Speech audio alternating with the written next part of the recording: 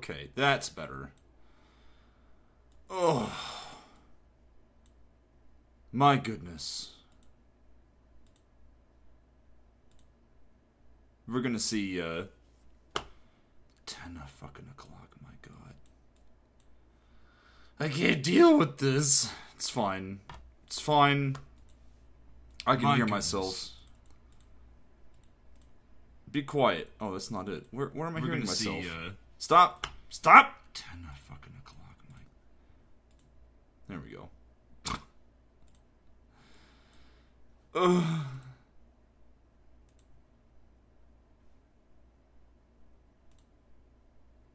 Hold on. Hey, look at me showing you what's on my computer.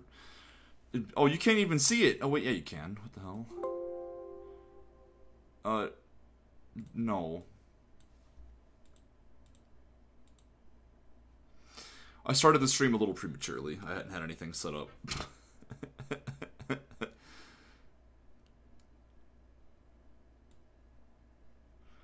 Mark, stop being so confused all the time.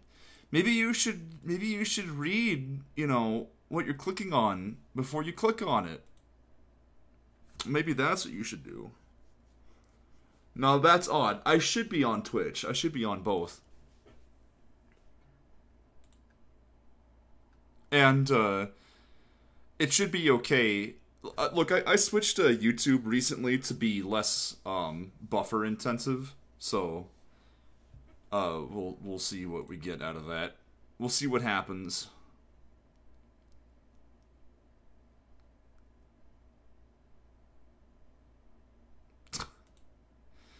Now, give me a second, because I need to turn off the fail thing before someone hits it one more time. Oh, God. I don't know if I could handle 2 marks, I'm gonna be honest. Just gonna be a little honest.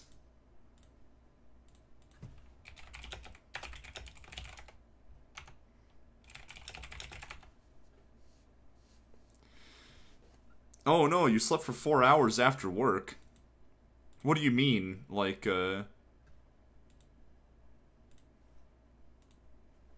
Also, I need to...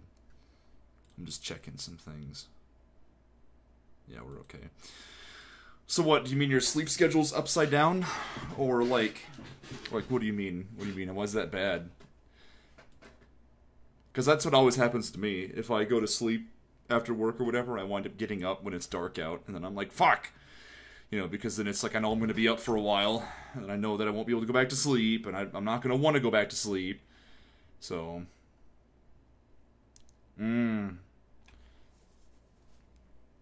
Movies, huh? What are you thinking of watching?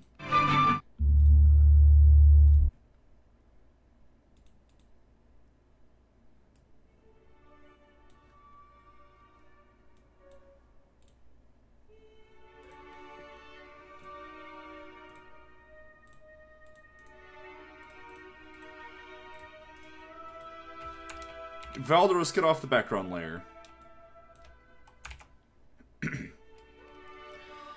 Ooh. Both of those are real good. Well, I haven't seen Fear and Loathing in Las Vegas. I was laying in bed a little bit ago. I'm not sure if I fell asleep or not, I'm gonna be honest, but, I was laying in bed trying to figure out what the fuck I want to do right now.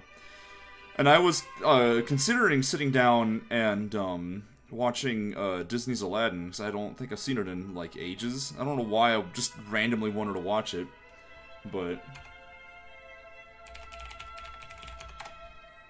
So... Yeah, well, yeah, I was showing Audios some Jim Sterling stuff. There's a really good Jim Sterling Jimquisition on the current YouTube problem. That is, it's not anything I didn't already know about. Like, I already know the details of the whole adpocalypse and everything inside and out. But, you know, it's just refreshing to hear another person's take on it. Especially, like, someone who's as, like, brash and unfiltered as... the Jimquisition is. Where he is just absolutely unapologetic in how he feels that these companies are just fucking everyone over. when they ought not to be. It's, oh god, I don't want to get into this. Oh, I will just briefly say that it's not just them. Because I've got that from other people too, where they say like, damn it, PewDiePie's ruining it for everybody, and it's like, look, it's more than that. Like, he's a big figure on it, so a lot of people focus on that, but, like, you know, what started the adpocalypse, some people, misassociate it with PewDiePie, but it was specifically that, craft ads were getting on, like, white nationalist recruitment videos. That's what started it. And PewDiePie, he adds to that problem occasionally when he's just being himself, but, like, by no means is he the cause of it. So,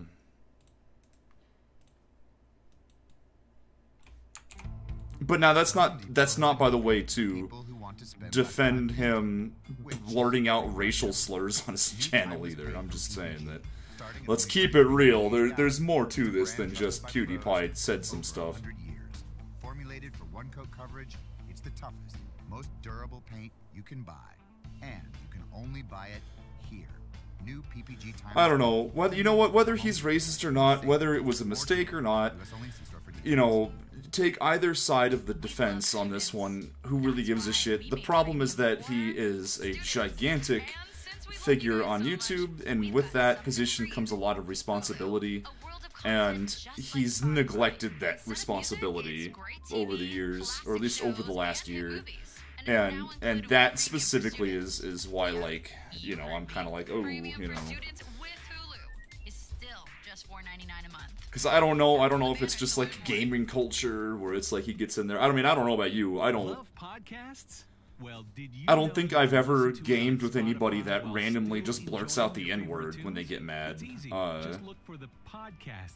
So, I mean, take with it what you will, but it's like, you know, it is what it is.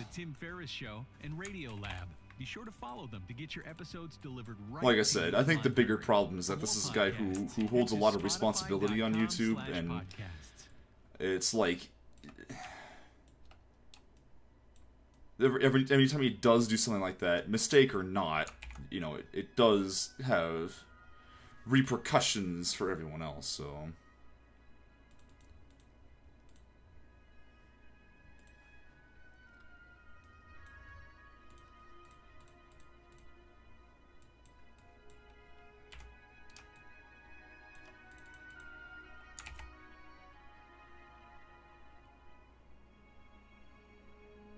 Yeah, there's definitely a difference, isn't there, between, like, saying something in, you know, if you're, like, playing a game on, like, a live stream that's, like, public, there's, like, quite a difference between that and, like, you know, when you're in, like, a closed room with, like, a personal friend and you're riffing off each other or something, you know?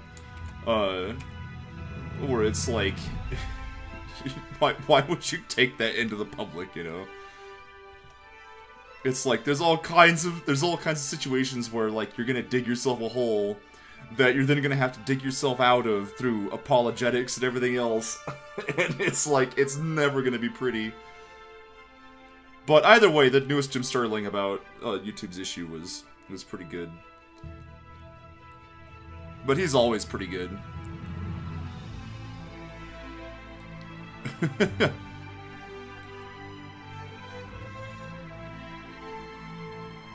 Some people consider those just as bad, though, Yadios. It's all subjective, isn't it?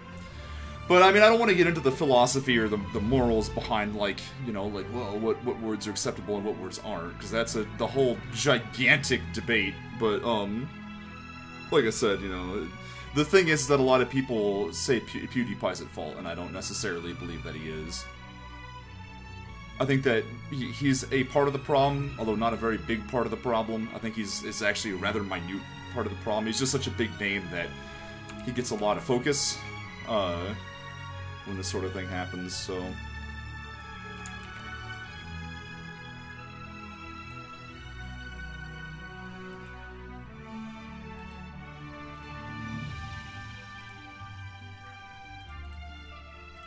And that's all I have to say about that. Load Claw, I added the whole Harry Potter series to the Fantasy Feels playlist, Casey edition. How could you have forgotten Harry Potter? Isn't that like our quintessential modern day, you know, fantasy? Outside of, you know, Toll of the Lost obviously being the #1 fantasy of our time.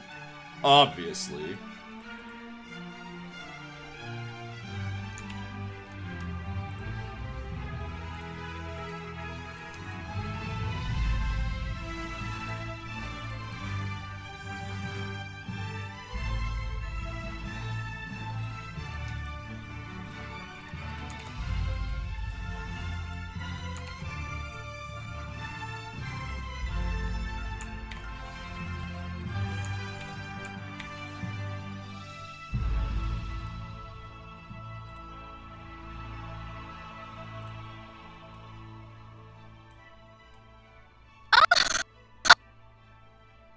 Oh, we're missing something.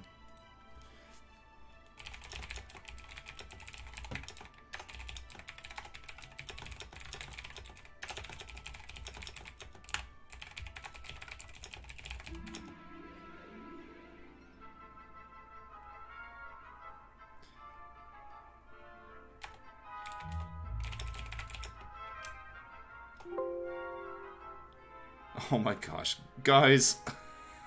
Guys, let's calm down. Let's calm down a little bit here. Let's not dive off into oh jeez.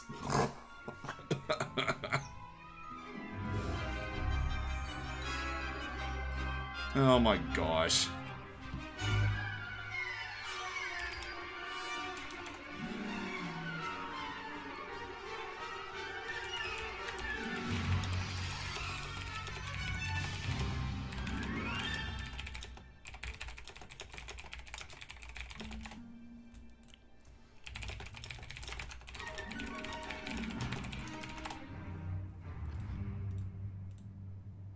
Sorry, I was being distracted. I was being distracted. What is this? This sounds familiar. Oh, it's Harry Potter. This sounds like John Willems.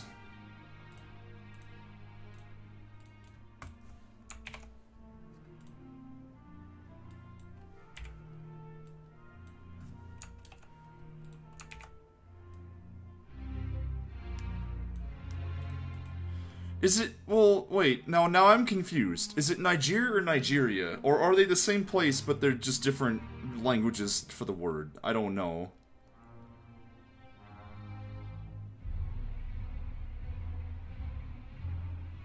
I swear I've seen both on a map. Oh my gosh. How confusing. That's as bad as there being a United States of America that's inside of a bigger continent also named America. Shout out to all my European critics.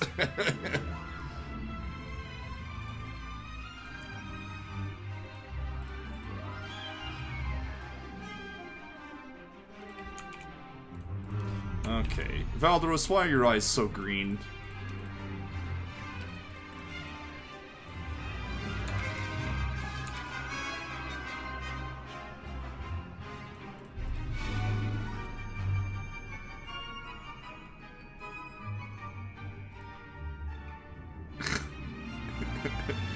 No, it makes sense because the full name is the United States of America. So it's not that people are saying it is America itself. You know, it's that it's supposed to be the United States of it.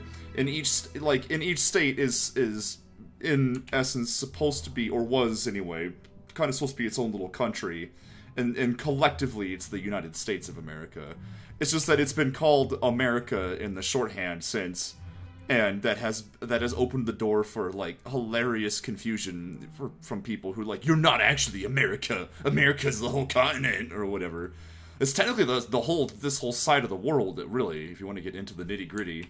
It's some northern and southern, and then, you know what, where does the word America stem from? I feel like it must have meant something for them to just name half of the world America, you know? It must stem from, like, some other word in some other language that I'm unaware of. Oh my goodness.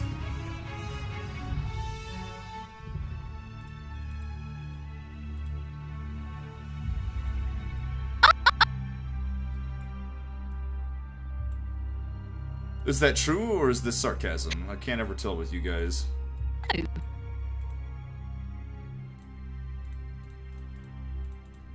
I also don't know what Amerigo Vespucci means. I'm gonna guess it's Italian.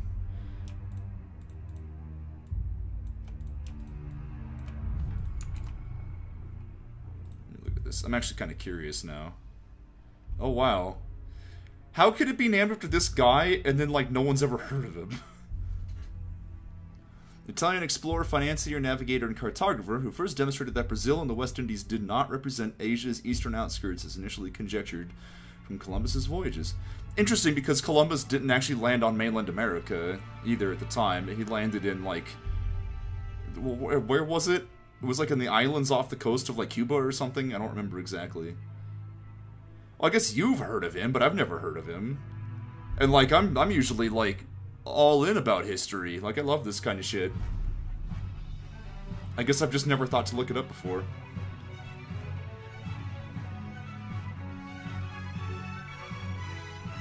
Who named Europe Europe? Because I don't... That's a good question. I'm going to assume that it's something much older. Did the Greeks refer to that entire area as Europe? Or, like, the people before that?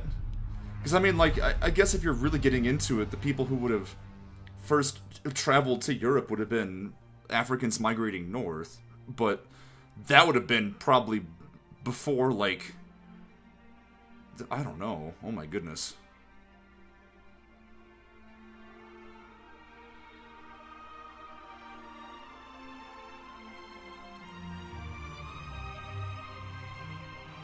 Oh yeah, when was the European Union founded? I'm getting really distracted, aren't I? I love, like I said, I love this kind of stuff, but because it's like I feel I know that the euro came about within my lifetime, I believe, or at least there was a point in my lifetime where I recognized that the euro existed, or like they were talking about institutionalizing it or something, and I was like, why? And someone had to explain to me that in Europe, countries are much smaller and, you know, everything's closer together, so it made more sense to have a universal currency. Because at the time, I was like a really young little child. Oh, okay, yeah. See, I was born in 85, so that would make sense.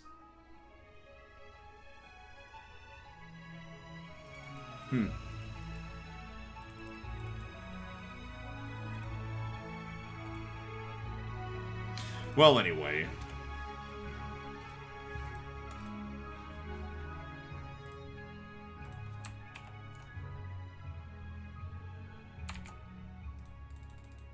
Like I said, I'm getting highly distracted. It's the pains of working on Twitch, right? Like we do everything on Twitch. What's this? Game Stunt Island. Oh, what? You want me to play this? I don't want to play this. I want to work on Toll of the Lost. Look, I've got enough games that take place in islands in my Steam account. I don't need more.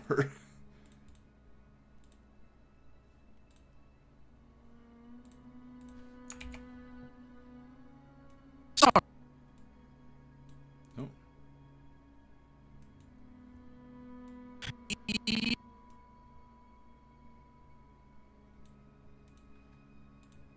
I don't know why I was doing it that way. I am actually really tired. For fair warning. So I might be making lots of mistakes. Yes, about... Hey Mark, you know what game I like to play that allows you to make movies?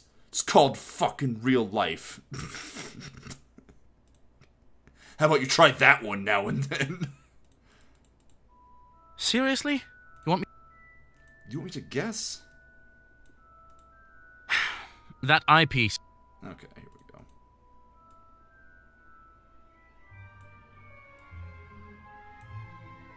I'm actually going to edit this to have quite a bit of space before he starts talking so that I can do some reaction from him. Did you make that note? What note? I'm not really audio editing in here. What I'm doing is I'm just getting this in here for reference. Because what happens is after I export everything to After Effects and do all that, you know, the sound's obviously not there with it. It would be easier to split audio, except that I don't have Valderos's audio line anywhere to conveniently split with. So, like, it's in like another file somewhere because I started a new file for this. But regardless, in Premiere is where I do like the primary amount of my audio editing, since I can see all the clips strung together in like one big long thing. So I can say like, oh, I want to have more space for like Valderos to visibly react to being annoyed by Sika in this line or something, which is why I'm editing it to give it more space at the beginning here, so that I don't have to worry about adding that in later. I don't know. I'm not sure what you're referring to, Yadios. The note? I don't remember. But anyways, yeah, so this is why I have it set up this way. And then even here in Premiere, all this audio is still even temporary, to be honest with you. This is all like lower quality versions of the final audio that I'm using. And sound effects are included in that. I just have these things here to help me, like, you know, visualize where everything is at. In the final version, I'll be taking all of this out. I'll be exporting all of this together as an AVI, like an uncompressed AVI. And then what I'm going to be doing at that point is then going into Audition, getting all the save files together, and then, you know, lining everything up how it's supposed to be lined up. So, and that'll be the final audio that we will use for the final mixing. So that's that process in a nutshell.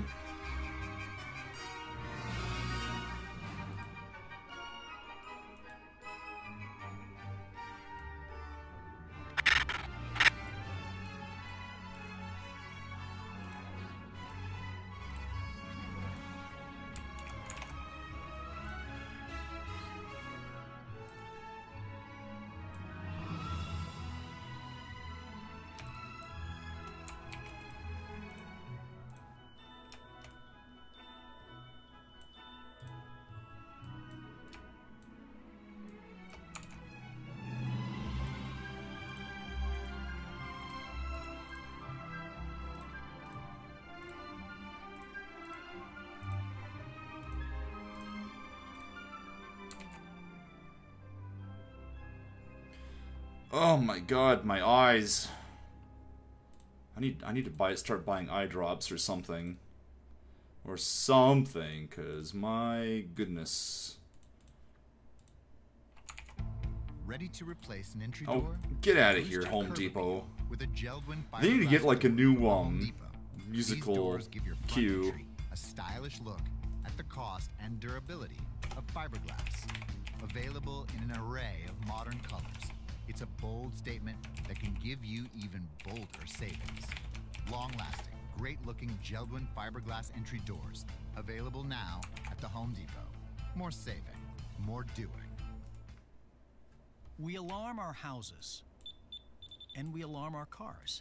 But when it comes to your personal information, it can be tough to know when something isn't right. Was this a That's where life-a-lot? Discover Card can help. Oh, no. Now, we'll send you an alert if we find. I was trying to your guess social what this is going to be security about number before in I one of got into thousands the full risky swing of it. websites. I was wrong. And this service is free for card members. Just sign up online. It's our way of looking out for you, not just your account. Learn more at discover.com/free alerts. Limitations apply.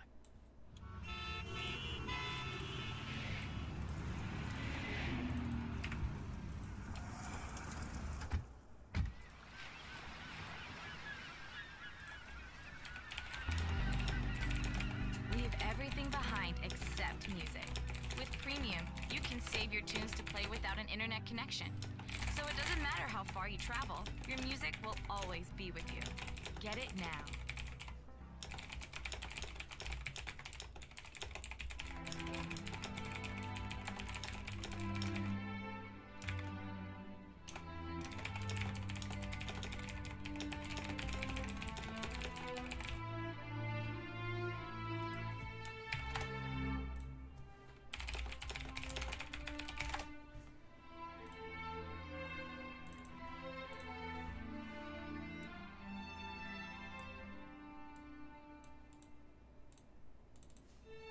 pillar. I don't know why I closed Discord. Let me pop that back open.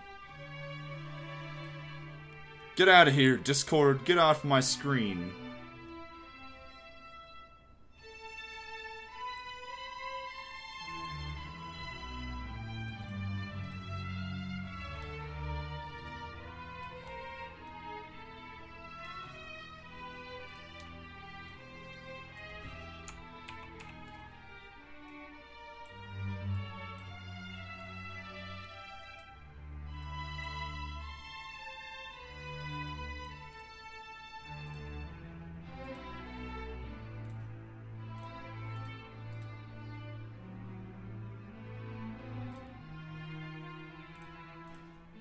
This background I am drawing because Valderos is explaining to Sika how she's able to know he's a dragon, because she wants him to guess, she wants him to figure it out. So he's telling her his best guess, but although, you know, he knows why, he's, you know... And,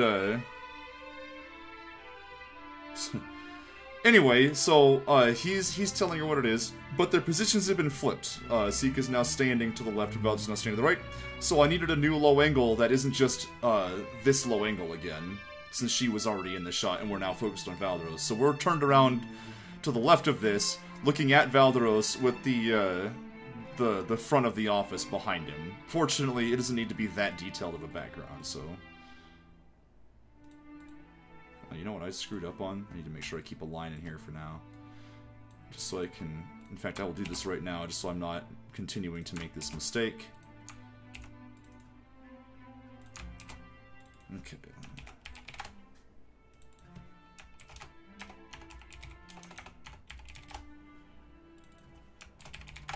Honestly, I could do with the background drawing, honestly. Well, if it sounds dumb...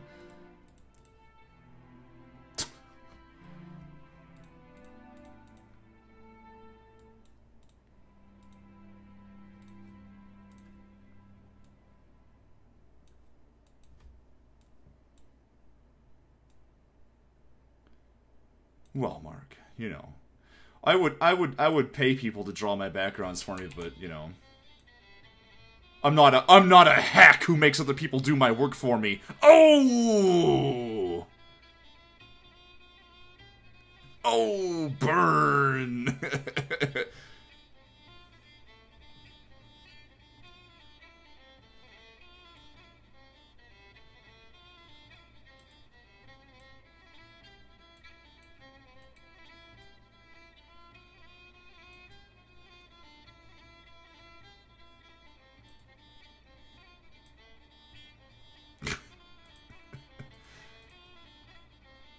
This sounds very similar to Enchantress by 3 Steps from Hell.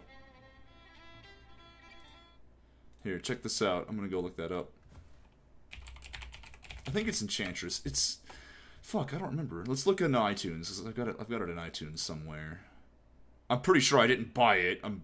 Disclosure here. But... Let me see... No, 2 Steps from Hell, not 3 Steps, I'm sorry. No, here it is. It's actually evergreen.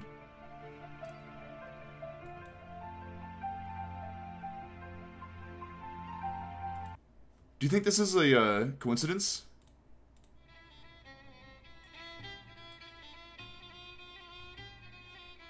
It has to be, because what's this from?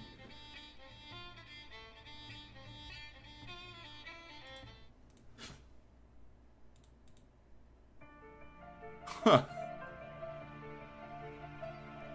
You know what, I'm gonna chalk this up to coincidence, because that's actually pretty generic. I'm actually gonna listen to this, because this is a really good track.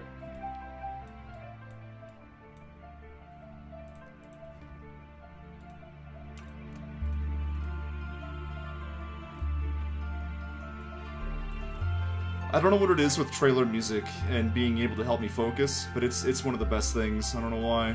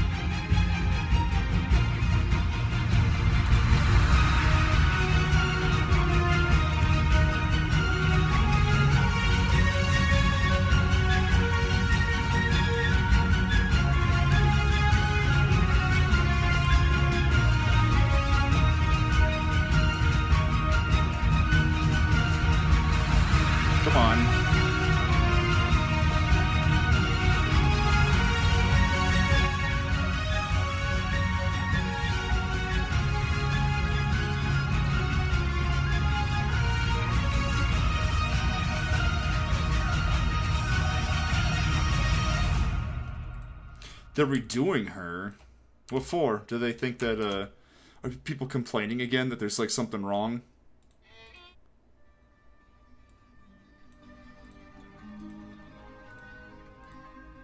People don't like her updates. I actually haven't touched Overwatch in, quite a while. Not that I think it's bad or anything, I've just been, you know, it's just more broken. Oh!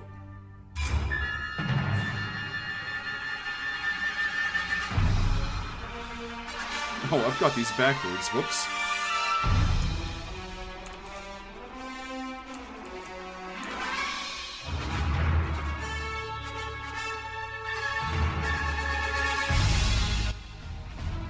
While she can't master as a team, you can't kill a team now when she ults. She will heal the entire team while being miles away from them. Oh.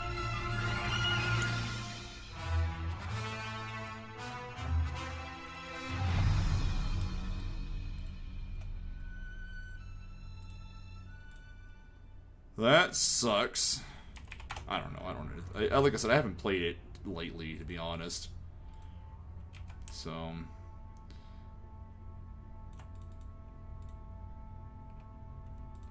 sadly, because I really like it. I have a lot of friends who really get into it and stuff, and I like the competitive scene. But this probably doesn't matter that this is parallel, to be honest. I'm going to put stuff in front of it.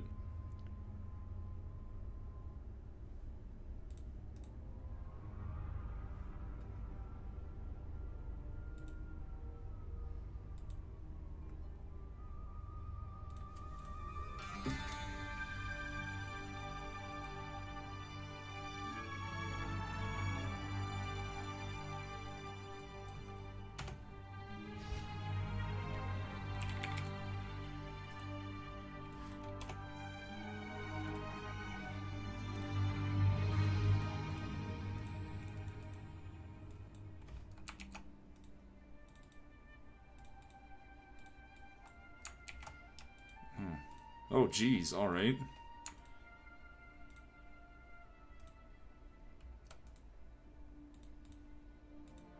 Let's see if I can... I bet you this isn't gonna look right, but we're gonna try it anyway.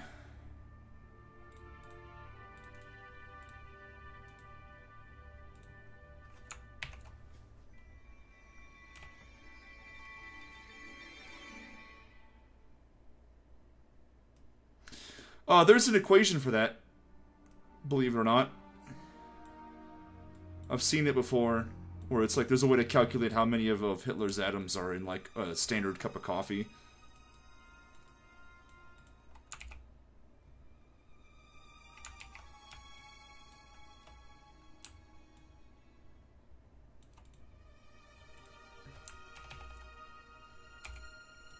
Welcome to planet Earth, where everyone's recycled into everyone else.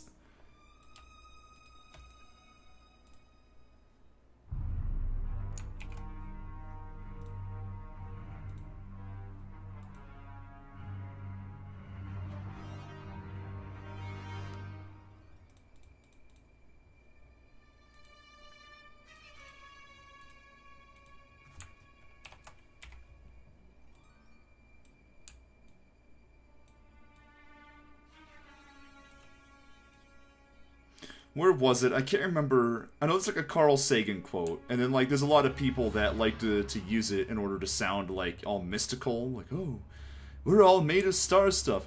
But it's like that quote forgets that, like, yeah, sure, we're all star stuff, but like so is all of our trash and fecal matter and everything else, you know. So suddenly it's not that special anymore.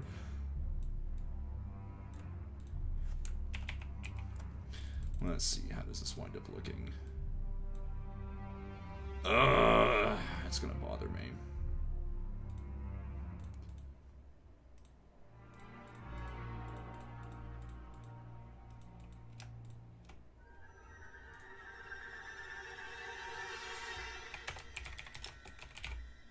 What am I doing?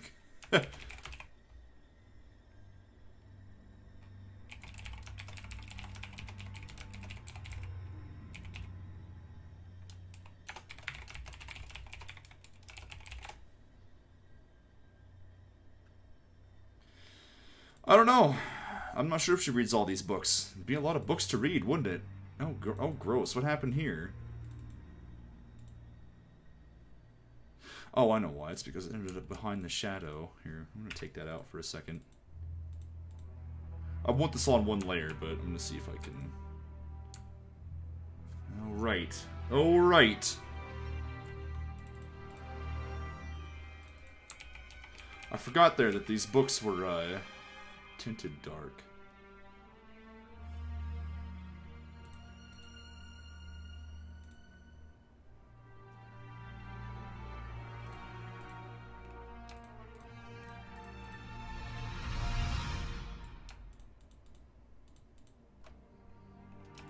You know what? I don't care about these ones. We'll make this simple. Get out of there.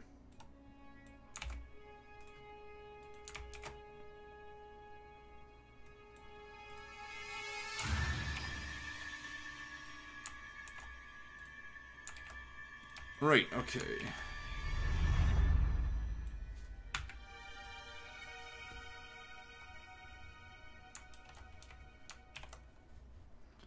For all you know, these books could just be,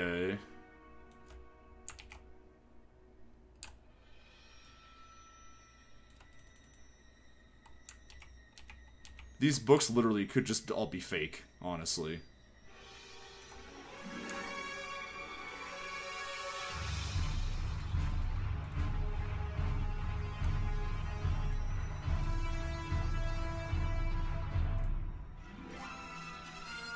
Yeah. They're probably just filled with money instead of pages. Nah, it's fine. Valdos isn't concerned about it. Besides, the thing is that there's like loads of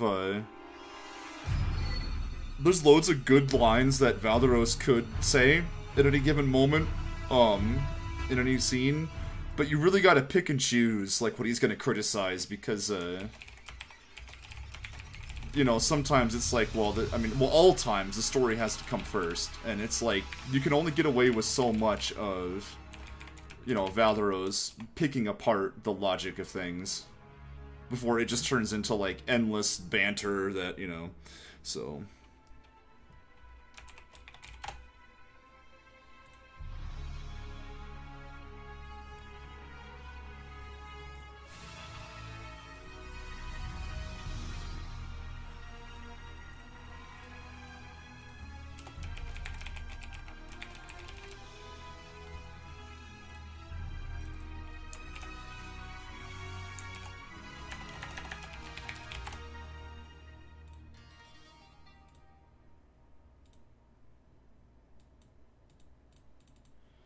Let me jump over to the...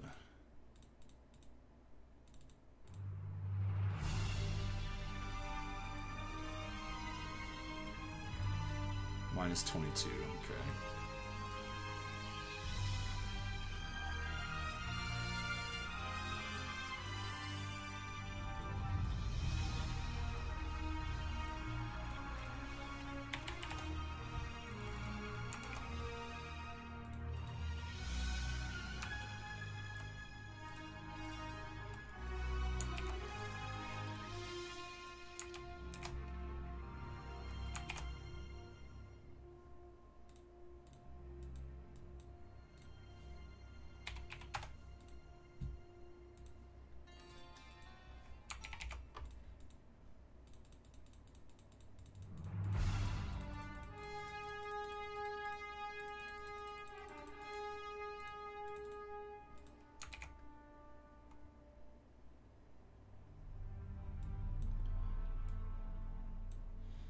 I hate how this comes up.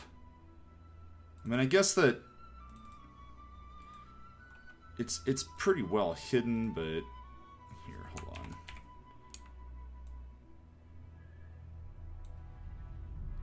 It's just annoying me.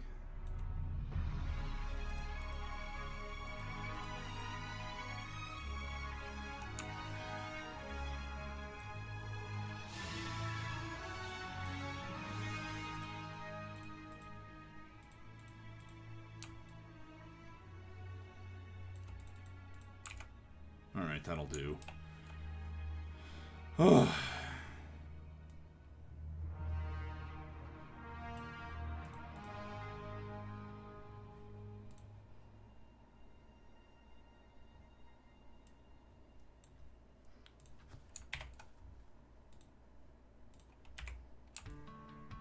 Blue Moon is brewed with Valencia orange peel and a touch of coriander. It's a creative twist on a Belgian-style wheat ale for a taste that shines brighter. Taste responsibly. Blue Moon Brewing Company, Golden, Colorado. What if hiring could be easier, with more qualified candidates and faster results? What if hiring could be smarter?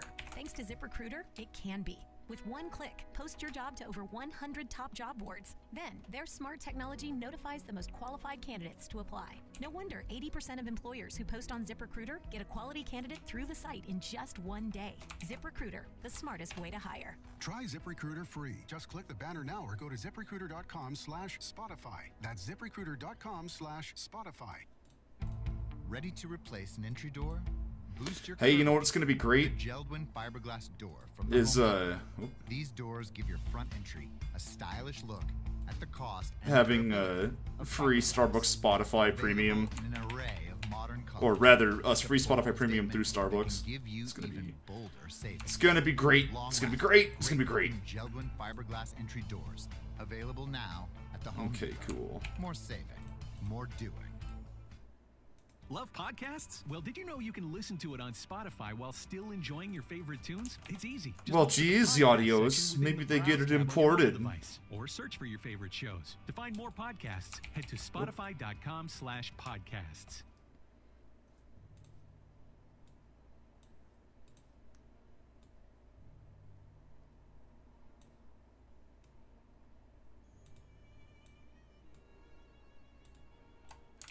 This needs to come back a little bit further.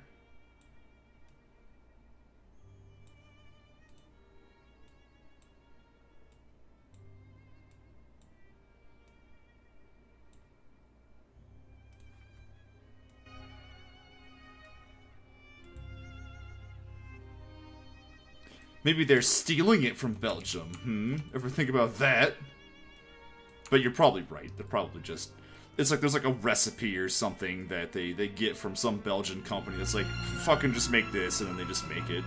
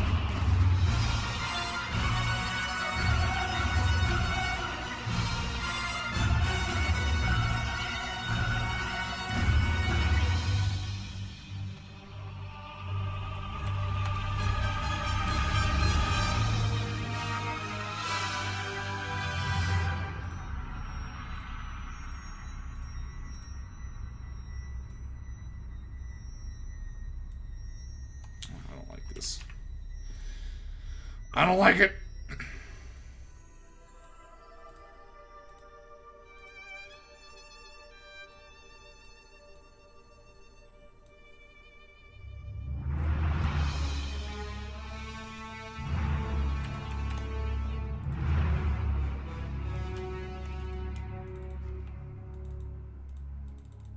Seriously?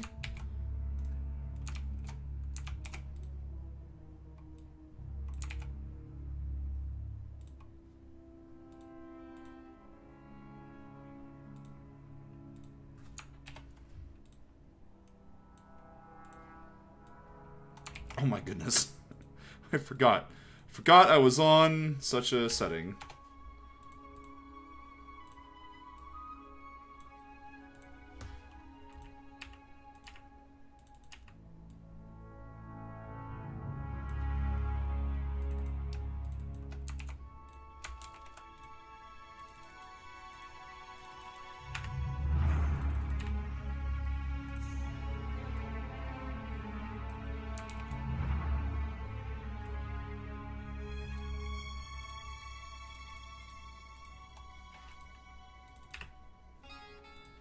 Uh-oh. No! Fuck you, Flash.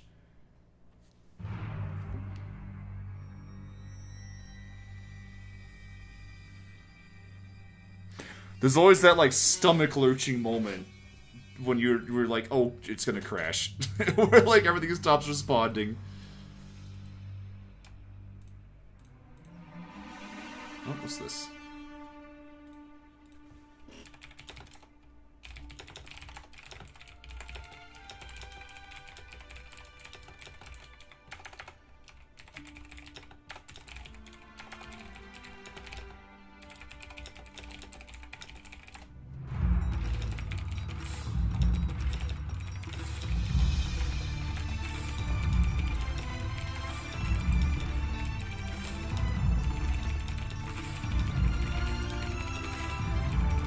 Sorry, just give me a second.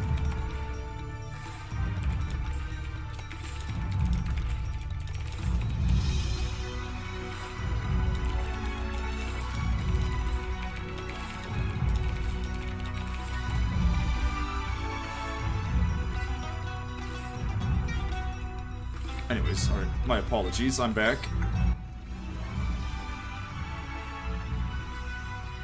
Alright, okay, I gotta make these back into fills again. Because they're currently bends. Get it? Because they're lines? But Ben and Phil are also names? I came up with that on the spot, that wasn't prepared.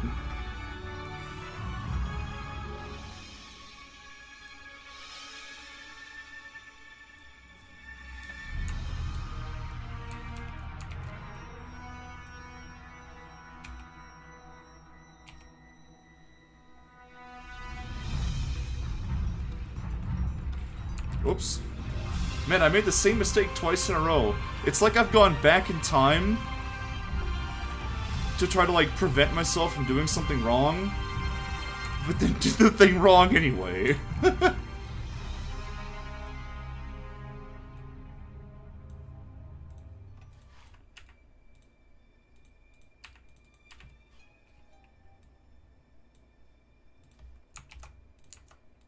Let's just get rid of this right now.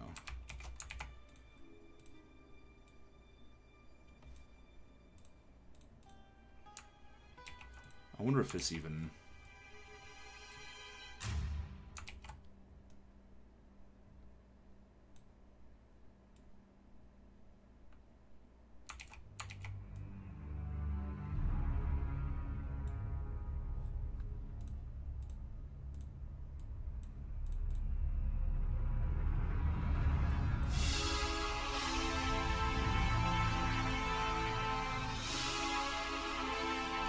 Oops. Look what I done.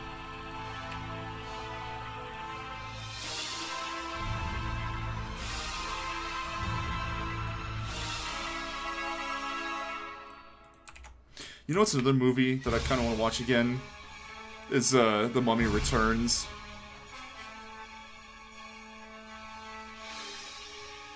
I forgot to put this on shuffle. Look at me go.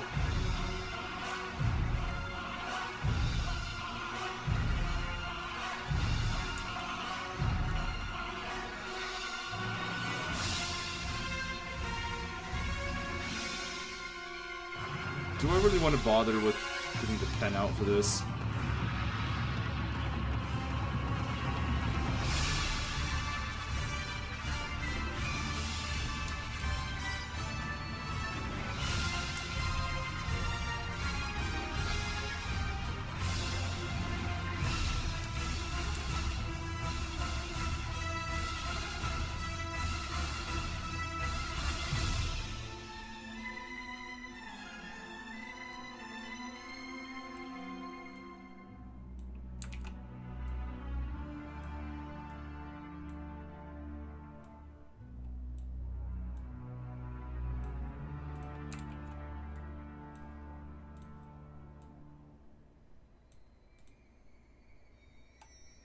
I've seen Sunshine. I've also seen Sunshine for the Spotless Mind. You should watch Breaking Bad. Oh, there we go. Take that. This Breaking Bad's actually really good. Oh, and if you haven't, oh, you should keep up with Rick and Morty too. Rick and Morty's also really, really good.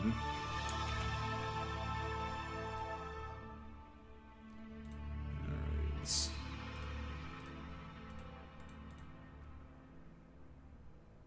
He hasn't. I know, right? Audios, and it's like right up his alley too.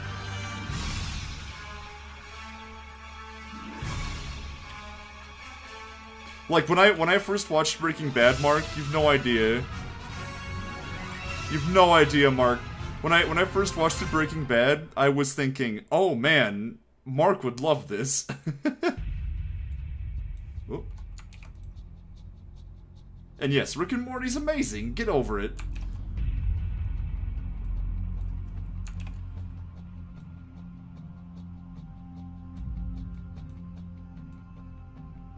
What's wrong with Rick and Morty? Come on.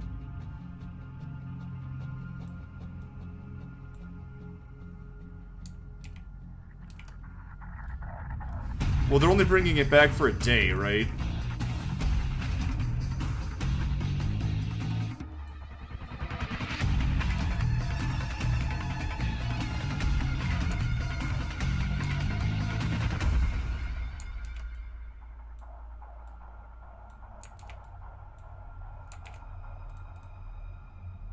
Yeah.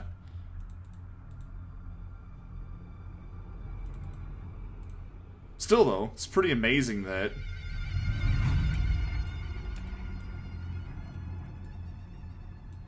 No, we won't be able to see that. Who cares?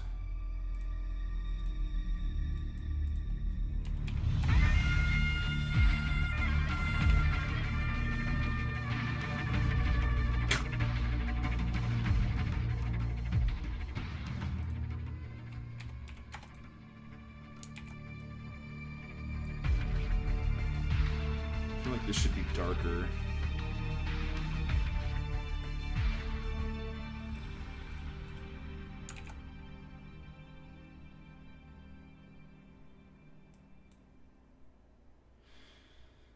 Okay, now, for consistency's sake. By the way, there's a thing that should be in this scene that's not, and I only realized it yesterday, and I need to go back and retroactively add it into the rest of the scene. But I'll do it later. There's supposed to be a blue lamp on the desk. It won't be turned on yet, so you won't be able to see that it's blue necessarily, but there's supposed to be a lamp on the desk. And it's really important. It's a really important lamp. Nah, there's a lot of toilet humor in Rick and Morty, but, like, there's a lot more to it than that. It's a lot deeper than that. The toilet humor is almost a commentary on, like, you know, how stupid, you know, the whole thing ultimately is, and how pointless everything ultimately is.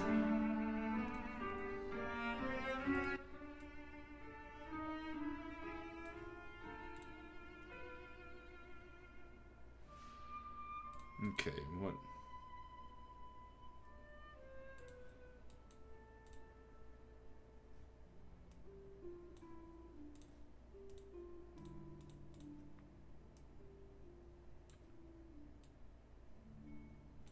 Yeah, we'll just do this. So what? Give me a break.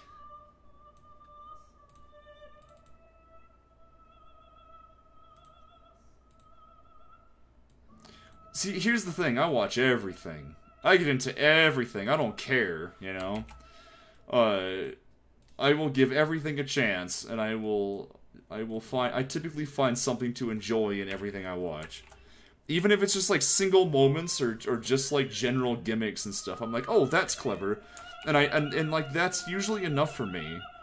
Sorry that all you cynical people can't enjoy anything you watch because you're so hung up on dumb, stupid details.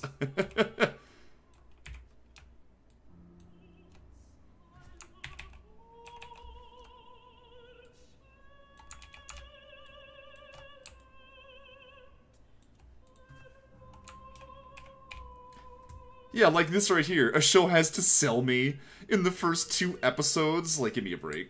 Come on. Like, what? Like, seriously. Also, it's worth noting that most shows tend not to get really good until, like, season 3. Like, usually it's, like, season 3 or 4 is, like, when things hit their peak. So, I don't know. Rick and Morty is admittedly... The first few episodes of it aren't that great. Being completely honest with you. Like, they're not bad. Like, they're pretty good. I mean, they managed to hook a lot of people in. Episode 3 in particular is you know, I think when I was like, oh, okay, I'm sold, this is pretty good. But, I've heard people say before that, like, they, you know, if they had started on episodes 1 through 3 or something, they would have just never finished the series. They'd have been like, yeah, this ain't nothing special, and they would have given up, so... There is something to it, but there's a lot of great stuff in Rick and Morty.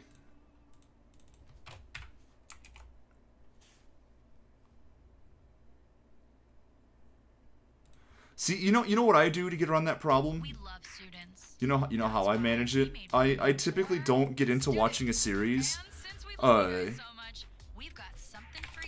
don't really get into watching a series until like it's run a couple seasons. Just because then it's like, you know, oh, I get kind of an impression on what everyone else is saying about it or whatever. And I'm not someone who really cares about spoilers either. I've never have. Rick and Morty, the entire first season was out before I started. And then I was like, oh, this is really good. There's a lot of really good stuff in here. And then, the only series where I made an exception, where I didn't just sit down and watch the whole thing in like one go or whatever, was probably, what's it called? Westworld, which is also really, really good. I really recommend Westworld. But, that's probably the only exception, and it's because, like, I heard it, like, the whole first season existed, and then I was hearing a lot of good things about it, and I thought, oh, I'll check it out, and I ended up really liking it. It's funny because other people that are friends of mine went on to watch Westworld and weren't necessarily that impressed until later on in the first season. But I personally think Westworld's really good. I don't know if you've watched it yet. It's on HBO, so it's similar to Game of Thrones. It's not quite as heavy. Let's be honest. It's about it's based on a Michael Crichton screenplay about a fantasy park where it's you know, inhabited by AI robots. Yeah, and like, I'm not gonna spoil anything, by the way. I'm just saying the premise. It's inhabited by AI robots that allow people to go there and like live out their fantasies. It's like a Wild West theme park where, like, you know, everything's a machine, everything's replaceable, you can get into, like, gunfights with robots and stuff, and there's no threat that you'll be harmed, but you can murder whatever you want, you know, you can just do whatever you want, so... And, you know, people go there and like, kind of become who, you know, like, they just kind of become these other people in the park, you know, and it's really interesting. It's like advanced role-playing, you know?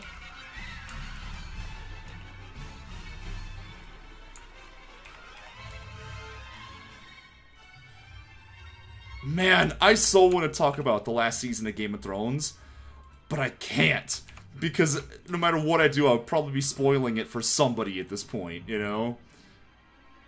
But that last season, oh my goodness gracious.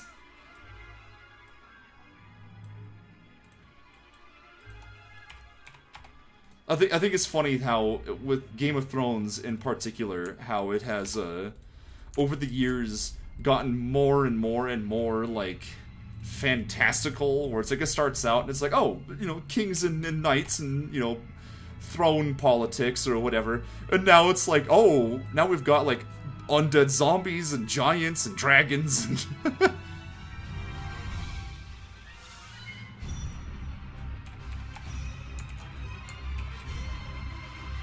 That's a bit much.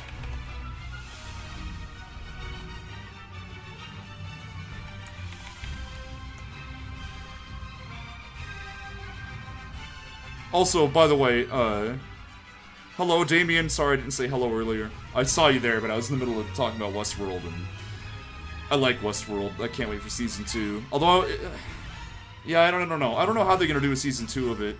There's hints. There was in the old movies. There's 2 movies, and the first one was a Wild West theme park, and the second one was like a Future World theme park. So there's the possibility that we could visit other theme parks in this one in each season. It's like, oh, now we're in Samurai World or whatever.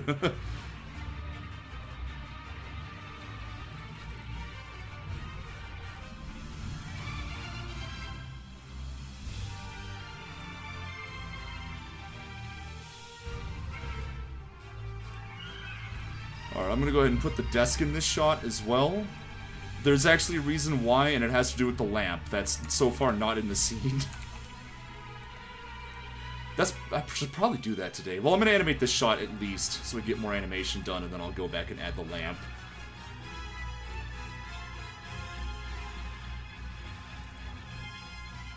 No, this is a really tall desk. But if I put her down here, then it's like...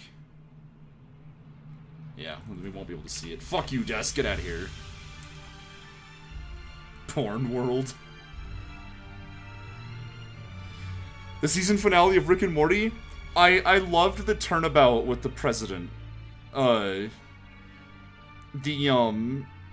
when we met the president once before in Rick and Morty, and it's like he felt like a different sort of character, and I loved how we got more into him in this last episode. Where it's like, oh no, he's actually kind of like a narcissist, what you call it? Like, he's like super insecure and, you know. It's pretty funny.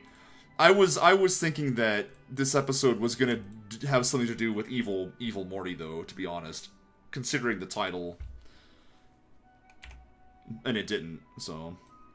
I think a lot of fans were mad. that wasn't the case.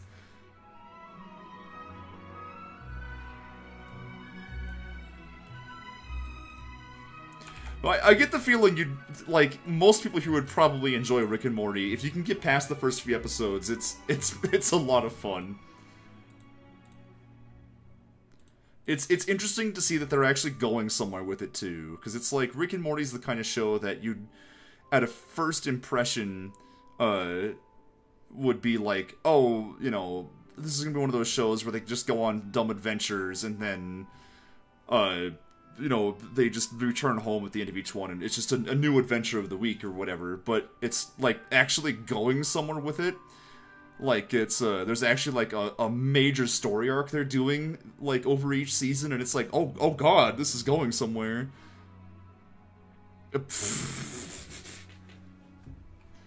There's some good episodes, there's some bad episodes, but it's pretty good.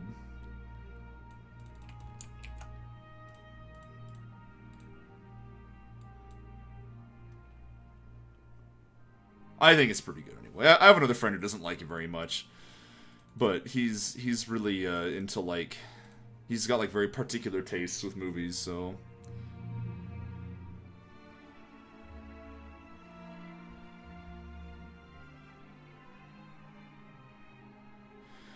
Mark, did you see the Pixar short Borrowed Time from, like, what was it, last year?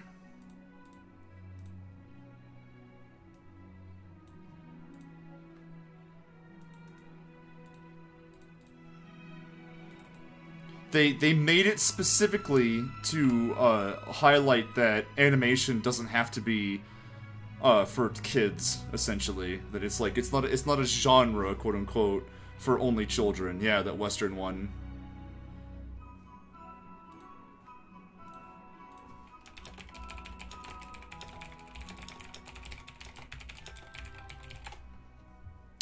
I don't know that they were former employees. All the advertisement and everything I read about it said, oh, they're Pixar employees or whatever, but... yeah, it wasn't necessarily by Pixar itself, it was just by its employees, or whatever. Employees or employers, maybe, I'm not really sure. If there's another side to that story, I don't know what it is. Or I've never heard it before, so... but yeah, that was really good, too. Just speaking of, you know, the title, Borrowed Time. No, it's not a Pixar production, it's just, you know, it's associated with some of its employees, so... everything everywhere was like, it's a Pixar thing, so that just became like my shorthand for referring to it.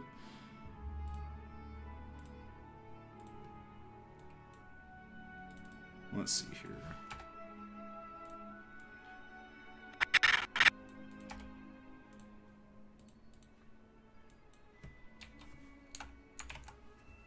What's wrong with Harry Potter? There's admittedly a lot of Harry Potter in this playlist now, so we're probably gonna get a lot of Harry Potter. There's like no perfect balance, is there?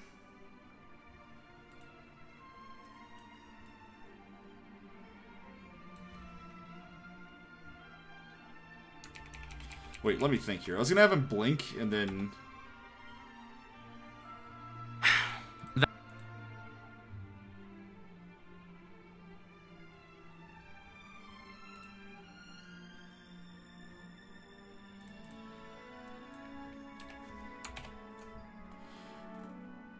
I actually like listening to Harry Potter music, alongside Total Lost. They actually have very similar, well, not very similar, but they're just similar. I mean, Pierce Sicard himself is very John Williams-esque, you know, so there's a lot of stuff in Total Lost that feels Harry Potter-y.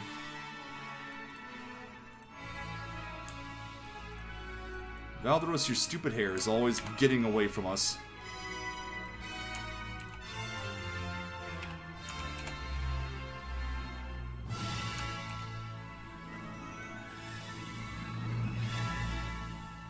Wait, where did the...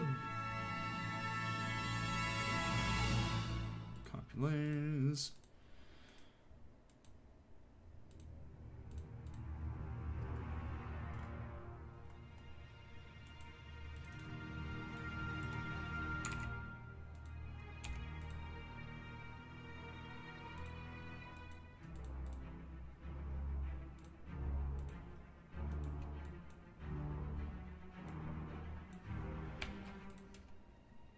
It's definitely a nice just diversion from all of the Hans Zimmer-ness lately, isn't it?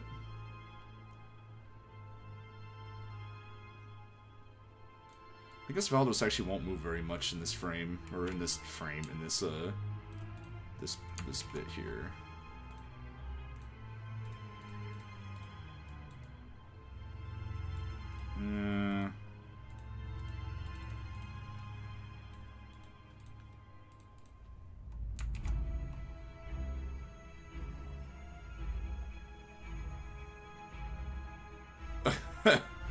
Well, it's funny because it's like Hans Zimmer. It's not all Hans Zimmer right now is the thing. It's people copying him, and it's people copying specifically his score for The Dark Knight, not Rises, both Inception and The Dark Knight.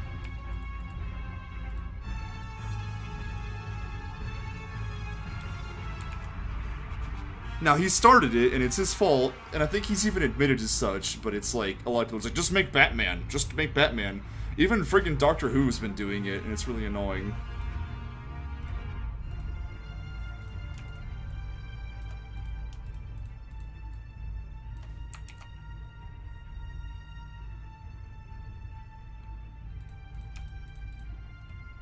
Well, this is strange. Which of these is a movie clip?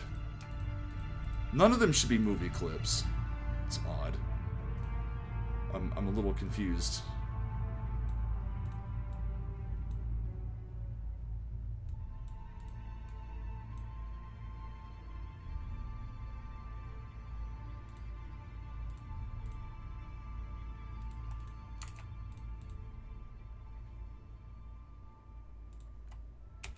Ramin Djawadi, is he the Game of Thrones guy? He also did the Warcraft soundtrack, if it's who I think it is.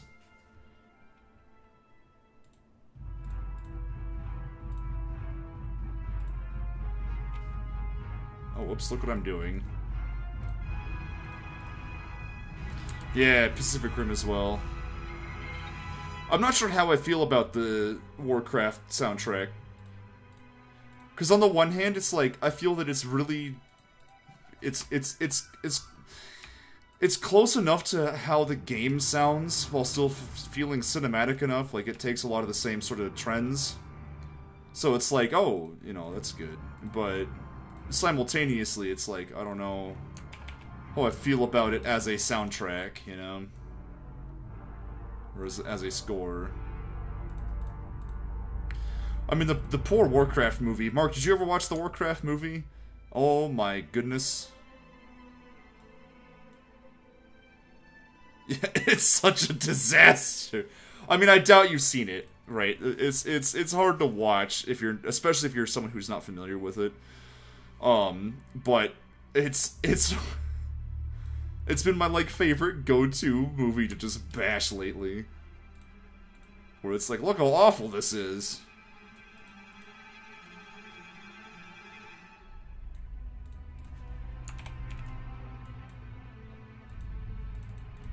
I'm gonna flip these.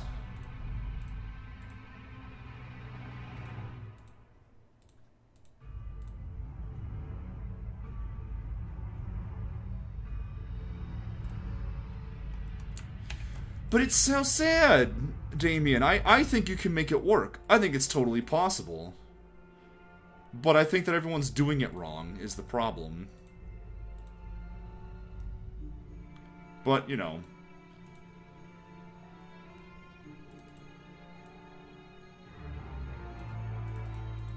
It isn't like he's looking sarcastic enough here. It's important in this scene that Valderos is constantly trying to divert his attention away from Sika. Like, he's constantly pulling his eyes away from her, you know, gaze or whatever.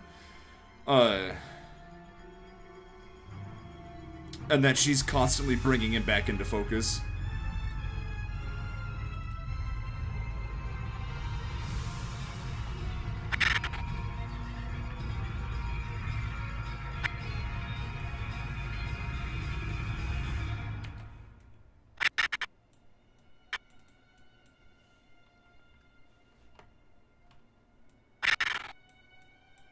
Let's make this a longer movement.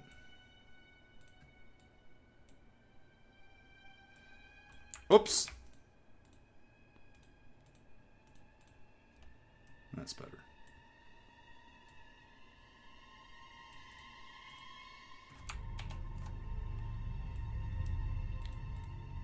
There's stuff in Warcraft that I liked, but it's all, like, visual stuff that's not really story related. I really like how they, like, a lot of the set design is really good. A lot of the sets are practical too, so that's pretty amazing. There's a lot of, like, honestly, if you were to take out, like, half that movie, you'd have a good movie. If you just focused on the orcs and, like, their problems, you'd actually have a pretty good movie where it's like, oh, here's this race of fantasy creatures that are, you know, fleeing their homeworld because it's dying, and they have to, like, fight for survival on a new one, and, like, you know, in the process of doing this, they realize that, yeah, it's like, in the process of, like, fighting for a new home on Azeroth, they realize that their leaders or whatever, you know, are the reason why their original planet was dying in the first place, and they have to have, like, a small revolution. And, like, that's actually a pretty good story, you know? There's some good stuff in there. But then it has to, like, bother itself with focusing on the boring humans, and, like, oh, here we are in the castle doing nothing, you know? And then there's another good story that they didn't actually do in the movie. They touched on it. But they kind of ruined it, where you have the character Khadgar, who's this wizard, and his master, like, he's an apprentice, right? And his master is, you know, secretly a bad guy, right? And it's like, he kind of, in the Warcraft, the original Warcraft story, he realizes this and has to overthrow him. And, like, there's another good story there, where it's like, you know, apprentice versus the master. And, you know, like, he has to... there's a lot of really good stuff there, but they turned Khadgar into, like, comic relief in the movie. And they could have made an entire story around just those two characters, where he has to eventually overthrow him for for putting their world in danger, but that's the thing. See, in the games, in the Warcraft games, this all works because it's like, you know, oh, here's the human campaign where we're gonna focus on this and that, and there'll be a story arc, and then once you beat that, you get to a climax and beat it, you go on to the next campaign, and it's like, this is the orc campaign, and you're gonna do a thing here. And they took all that stuff and all that information and crammed it into one movie. You know what they should have done? I don't know how this would have flown with a production company. I don't know how this would have flown, but this is the way they should have done it. They should have made 2 movies. They should have made the Horde movie and the Alliance movie, and each one took place simultaneously, but focused on different characters, like each set of characters. One of them should have been about the humans and Khadgar and Medivh, and the other one should have been about Duratan and all the orcs. And they should have done that because that has been the marketing for the games since day one, where it's like orcs versus humans, and it's like you got like 2 different styles of box art. Which one do you choose, you know? Which side are you on? Are you Horde? You know, for the Horde or for the King, you know? Like, which side are you on? They could have marketed the shit out of that, and they could have made twice the money. This is me talking. The problem is that you have to make 2 movies, and they would both be really expensive to make. So I don't know how they could actually get away with that. I don't know if a studio would let them. But that's what they should have done. Yeah. Because then everyone would have been like, I'm gonna go see the one that I'm in favor of, you know, and then they would have gone like the next weekend to see the other one or something. So now, I don't know if that would have actually worked, by the way. I'm just saying that I think that would have been a better option for the amount of story they were trying to smash into one movie.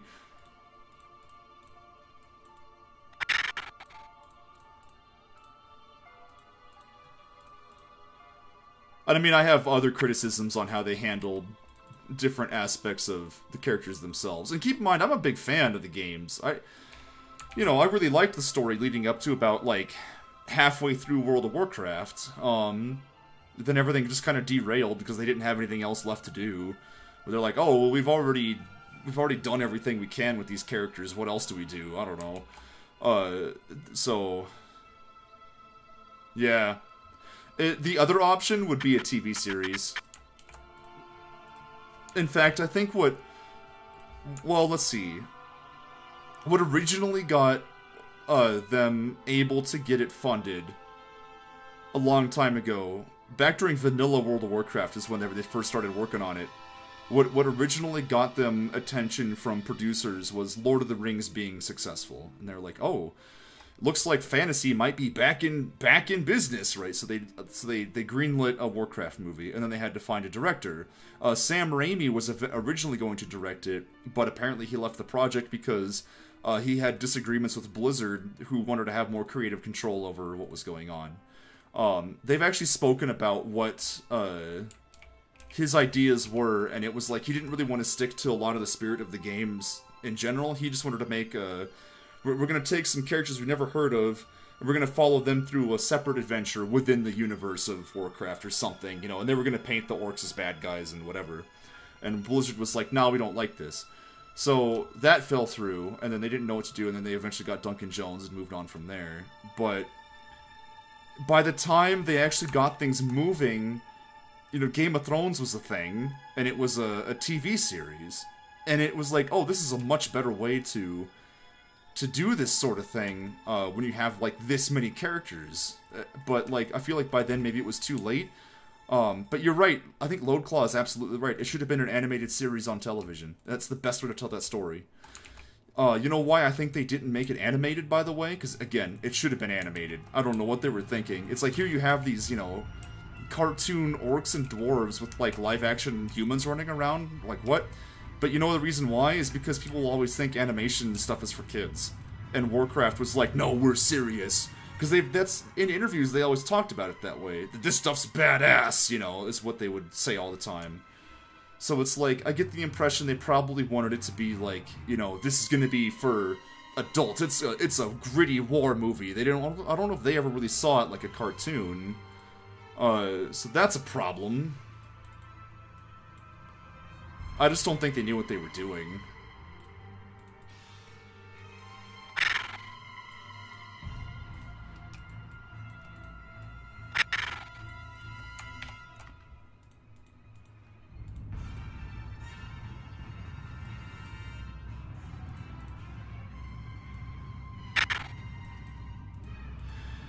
Valdero should probably pinch the bridge of his nose here, but I wonder if I have a hand that would allow me to do that. Let's take a look.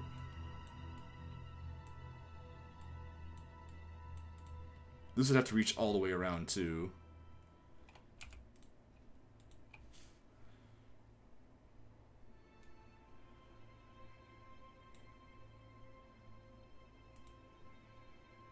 You could just facepalm, rather than require me drawing a new hand. Because this isn't going to look right.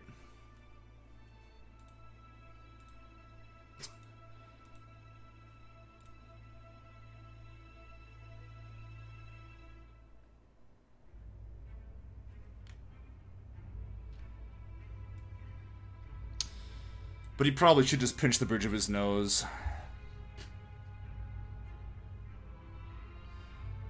Oh, you know, I don't know, though. If I do it that way, I'm gonna have to, like, do a complex hand that's in front of and behind his nose with various fingers and stuff, and it'll take a long time and be problematic. I'm not gonna worry about it.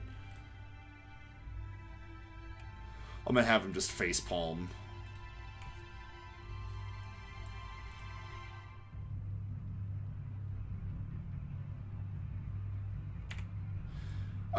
I mean, I don't know. I don't know much about Duncan Jones other than Moon.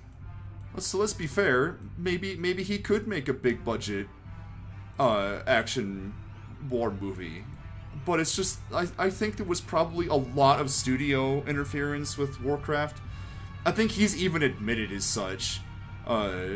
Which is actually kind of amazing, because if you work in Hollywood, you do not criticize your studio, you know. But yeah, I remember him saying something about it in an interview where he was just like, oh yeah, there were a lot of problems.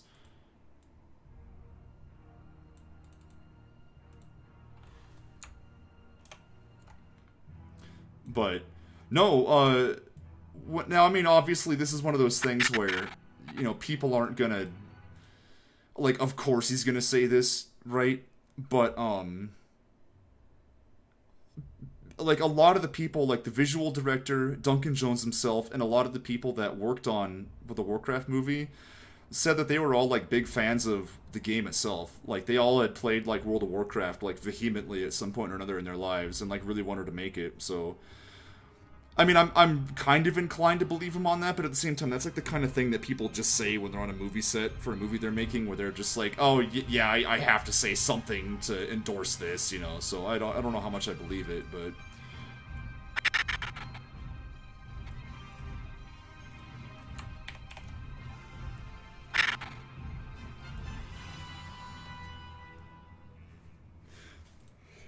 I wonder if this would come up a little more quickly than it does. Let's see.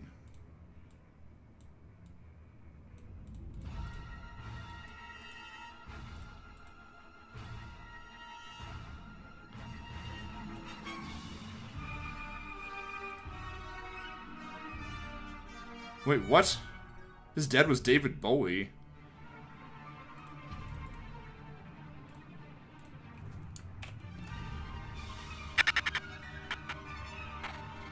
Yeah, that'll look alright. I just gotta make sure that the hand stays attached. Stupid hands!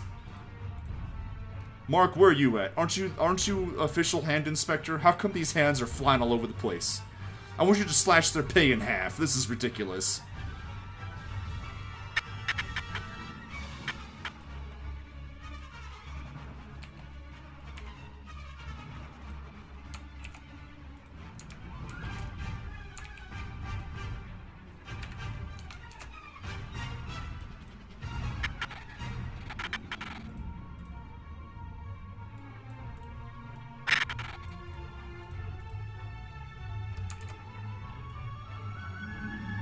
Oh, it's all flying off the hands.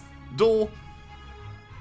It's not the bone tool's fault. Although, you know, it's an interesting idea to try to attach the hands into the bone tool. I may have to experiment with that.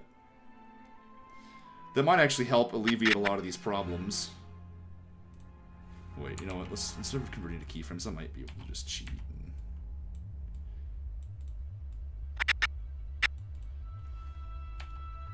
Oh, you know what else? Here, let's remove this. Or, actually, let's not remove it. Let's make it a custom so that I can put keyframes in and keep the ease in place.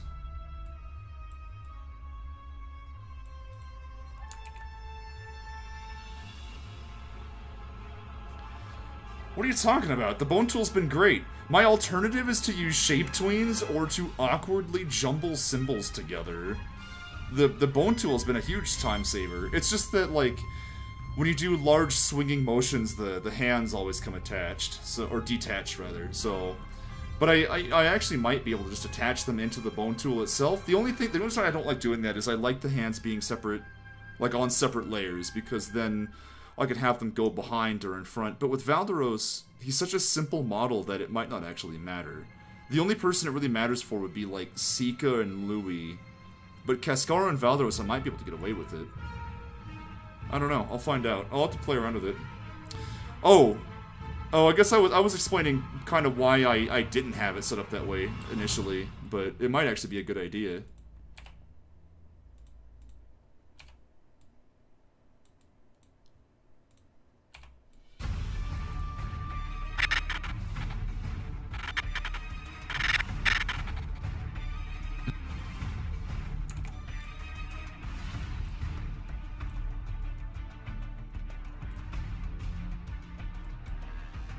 Well, like I said, it's one of those things that it's like having. Remember last time where I was changing the masks on the eyes into symbols rather than shapes, and we decided to just make them both in one symbol rather than being separate objects. And then, like, immediately I was like, "Oh crap, this isn't gonna work right." So, there could be something similar with putting the hand inside with the bone tool. I have it set up like I do now because I can do a lot more with it. With the way it's set up now, and I'm worried it might be too restrictive. But it's the kind of thing that warrants experimentation for sure.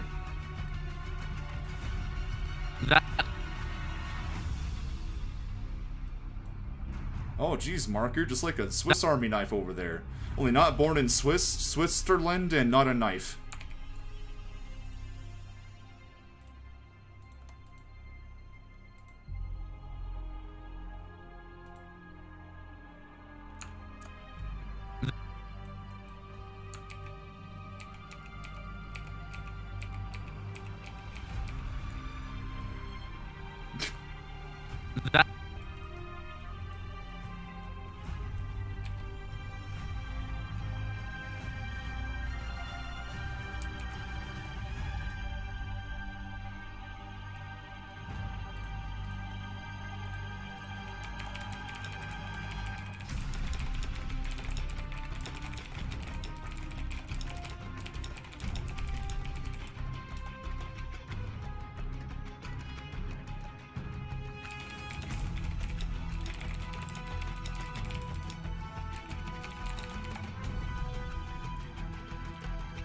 Okay, Valderos. By the way, when you hear me typing, it's because I've got, like, people on Skype and Discord that are asking me questions.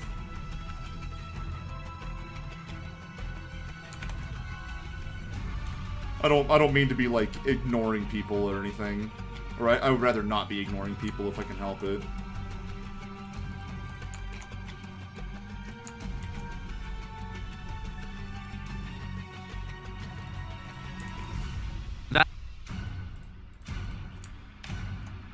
Valderos perk his ears up.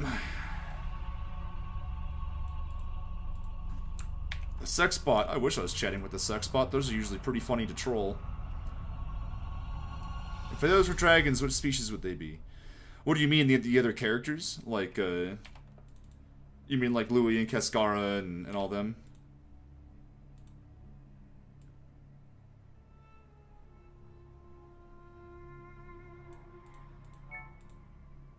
Oh, whoops, get out of here. Get out of here, Blizzard.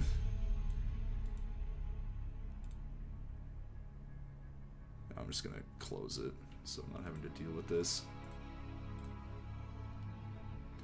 That's a good question. I'm not really sure with Louis. Cascara would definitely be a red dragon, though. Because the red dragons in this series are, like, very, very, very honor-bound. Wait a second. What have I done? What have I done? Oh.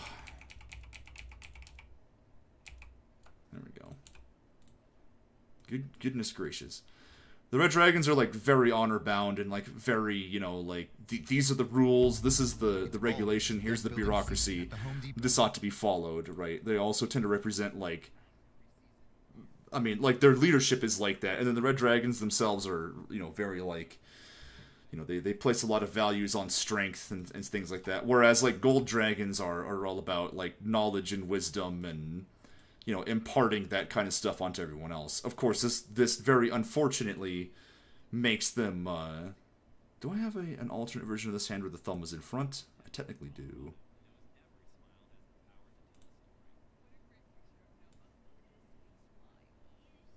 Yeah, I'll just have to. I like this one, but... Alright, I guess I'll just have to do a thing here. Anyways, what was I saying? So, yeah, like I said, Gold Dragons they're very wily, they're very, you know, they hoard things like books and maps and charts and, you know, whatever. That's like kind of their jam. But Red Dragons are all about, you know, strength and, you know, when they hoard things, it tends to be gold. They're kind of vain. They're all about power and strength and, you know, putting things right. And they're also incredibly honor-bound, where they're just like, you know, this is what we do because it's the right thing to do and it's the right way to do it. I always, in my mind, when I'm thinking about how characters would react around each other, I always propose a scenario where something's on fire, and how do they react, right? So it's like, with the Arbiter in the series is a Red Dragon, and it's, you know, if there were a fire and all the characters were in the room with the fire, the Arbiter would be complaining that they have to call the fire department because that's who's responsible for putting out fires. However, they have to make sure that they use the correct phone to call the fire department because that's the phone that gets used, you know, and no other phone is to be used for calling the fire department, you know, like, don't call 911, we're gonna call them by the number of their building like proper people, you know, so, they like to follow the rules, and that's kind of Cascara. She's got a short fuse, but she really doesn't like, let's see. I don't know if I like this hand either. It needs to be gesturing towards us, and that's the problem here. I can use this one, but... So now Louis, I'm not sure. Louis all about, like, you know, adventure and fun, and you know, he's kind of getting away from, not his roots, but, like, the confining... you know, suffocating sense of society, you know, and Valdros is kind of the same way in this, but with Valdros, it's more just like, I know what I'm doing, and why are people afraid of these things? Why are they afraid of the unknown? What's wrong with them, you know? Like, his sense of morals are a little skewed, whereas with Louis, it's like, he wants adventure, he wants fun. So I'm not really sure, as far as dragons go, the fairy dragons are kind of like that, but they're more about, like... They're more about just, like, tricking and fooling people for the sake of it, you know?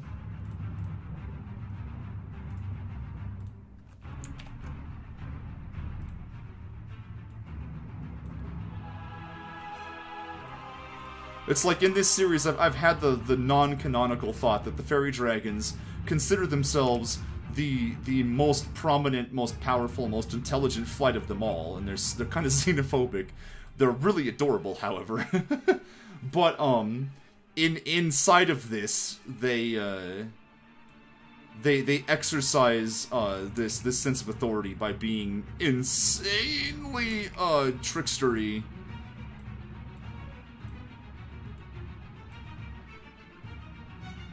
You know what? I'm not sure, though. I have to figure that out. There's a lot of the flights of dragons I haven't really considered much yet. Where I'm like, oh, I'm not really sure. Like, I know what they are, but I'm like, I'm not really sure, like, what kind of, like, base personalities they have. Like, the aquatic dragons that are in this, I'm not really sure. Let's make this a pose.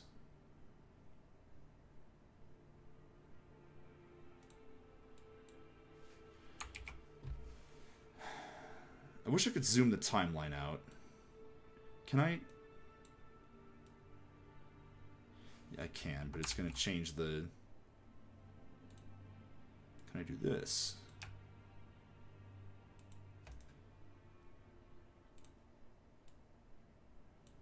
Oh, that's right. This is like really friggin' tricky. You gotta do it this way. I know that there's a concept I've had for the black dragons, is that they're raven dragons, like they're like feathery and stuff, you know. Oh, Sika.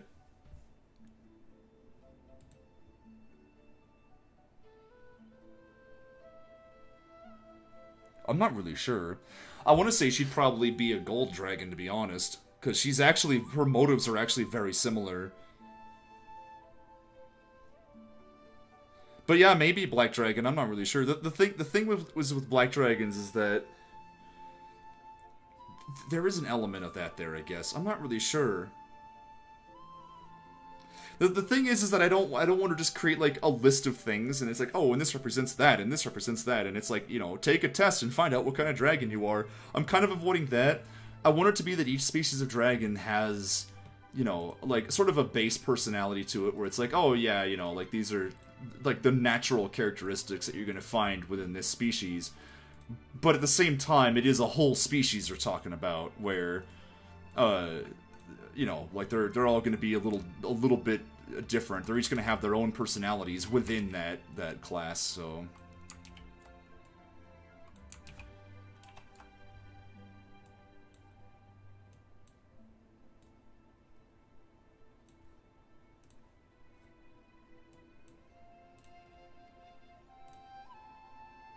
what am I doing? You know what?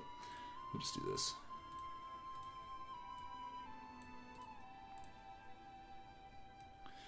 But yeah, with Sika, like, I'm not really sure. The thing is with Black Dragons is, I don't really know much about them yet. Outside of that, I know that one thing that I kind of, in my brain, I'm like, oh, this makes sense, is that Black Dragons, amongst Black Dragons, there's an order of assassins that they have, because they're poisonous. Like, that particular species of dragon is venomous. So it's like, you know, I don't know, it just made sense. Like, they can hide in the shadows much easier, and, you know, they make good assassins. So they're kind of, there's a lot of subterfuge with them. There's a lot of, you know, illusion making and things like that. And you can't really trust them. You can't really trust any of the dragons, to be honest.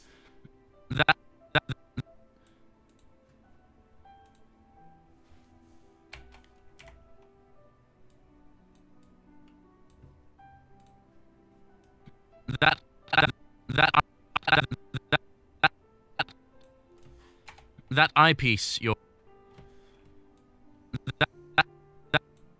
know what? I feel like this should happen one frame earlier.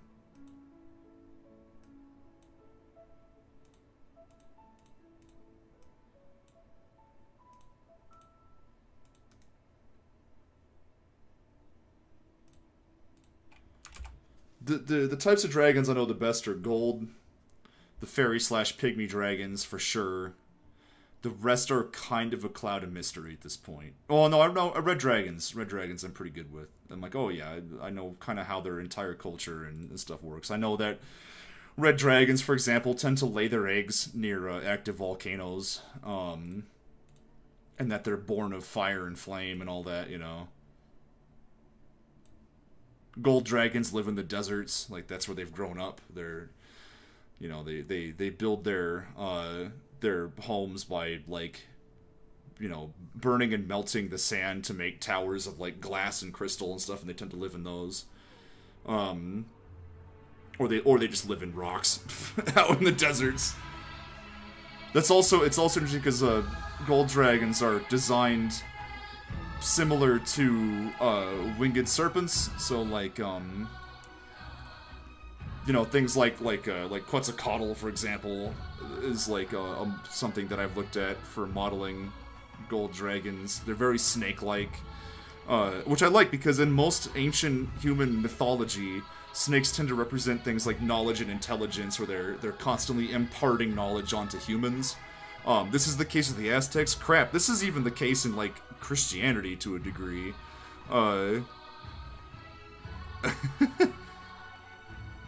This is also that for gold dragons specifically, this is the case in Forgotten Realms, where gold dragons are just like, I'm gonna hide out as a professor in the city and teach people things, you know, like they're just obsessed with knowledge.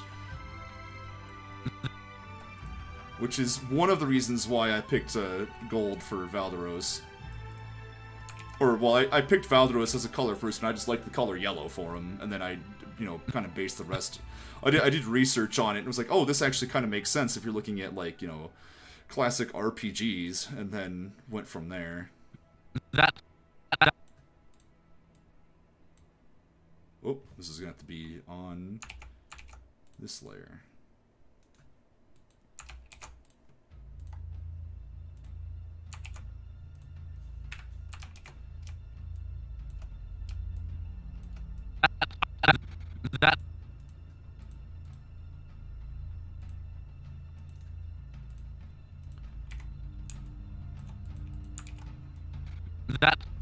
I know that the pygmy dragons are going to be based on geckos, like visually. So this is something that I've had in mind for a while, but I did more research on it today.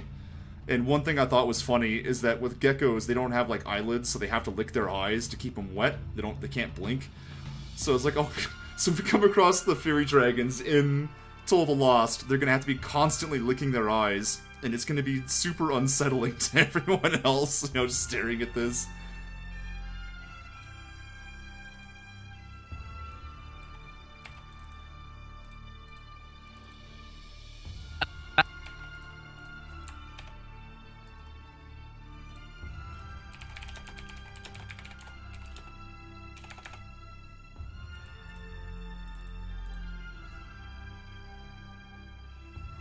Oh my gosh. Yeah, like, so I've never really been that big of a dragon person. And it's not to say that I dislike him or something, it's just that, you know, I've been like, oh, they're cool, but, like, I've never, like, I have friends who are way more into dragon stuff than I am. So when I got working on this series, you know, the backstory with Valderos is he's a character I roleplayed once, and the reason why I decided to roleplay as a dragon is because everyone told me not to. I was like, I'm like, fuck you guys. Like, I'm gonna do it anyway. And they're like, no, you can't. Like, you're not allowed. And I'm like, whatever, I can do whatever I want. It's about character, not about, you know. So that's where I originally came up with him, like, years and years and years ago. And I wound up really liking his character and the adventures he went on and stuff. And so eventually, you know, I went to make Toll of the Lost and turned it into a thing. And it's interesting because... like, because of that, people were like, oh, you must really like dragons. So, and since then, I've slowly gotten more into it, but like I said, I've never been, like, that much of a fanatic like some of my friends are. So, it's kind of an interesting tale. That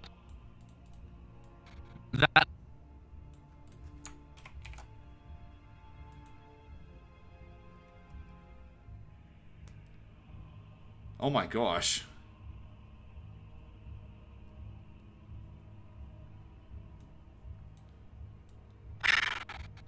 That eyepiece,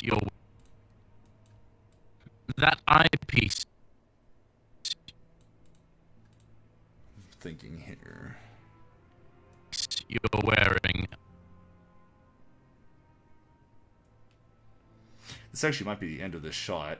Piece you're wearing. I'm guessing it's a modified... Because in the storyboard... Oh. In the storyboard here... Oh no, this is a different shot. Piece you're wearing. It cuts here, and then it cuts to Sika listening to him talk, and she's just grinning. I don't know if a dragon would want to be turned into a big furry cat.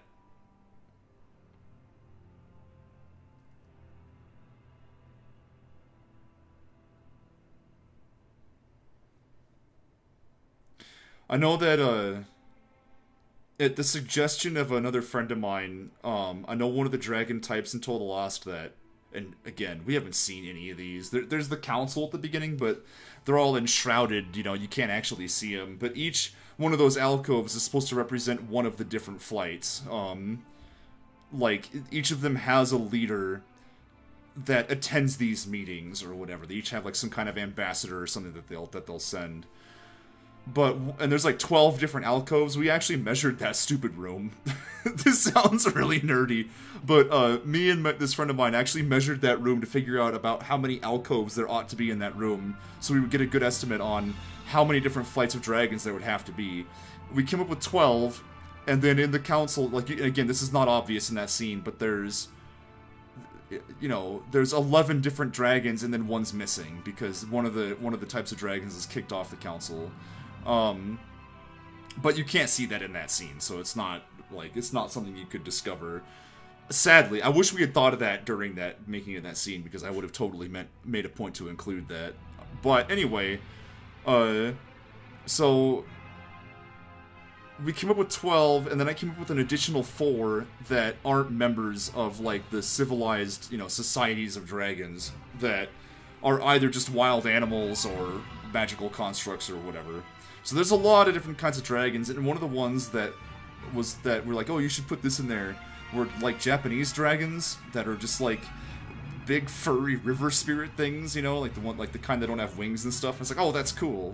Whatever, they'll be in there eventually. So there's those. We have like the big raven dragons. We have the albinos, which aren't respected as a flight because they're seen as genetic mutations and they're sort of outcast.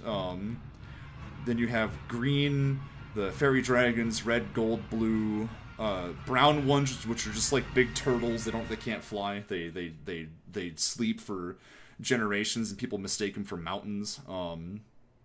Yeah, there's a lot of different ones. Oh, there's chameleon ones that they call mirror dragons, because they tend to reflect their environment, and they take on the appearance of whatever's around them. And then there's also crystal dragons, which are like made of rocks and crystals and stuff. I don't know how that's gonna come to be, but yeah, there's a lot of shit I gotta get under control here, and I don't even know if all of it will make it into the series or not.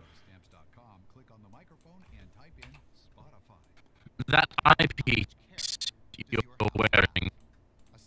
I feel like you should move a little bit more here.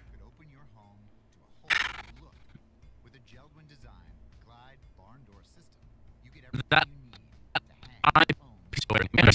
That eyepiece. That. Go ahead and do another. Eyepiece.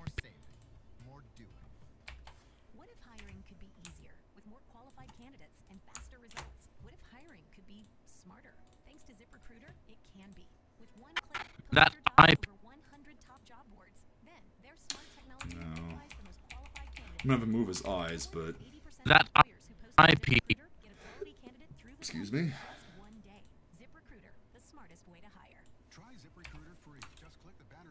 E. Nesbit. That name sounds familiar. What the heck?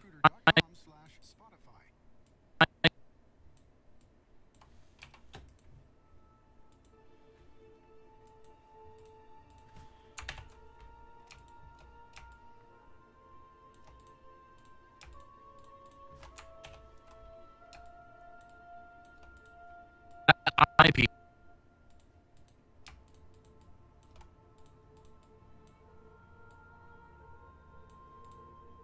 That IP.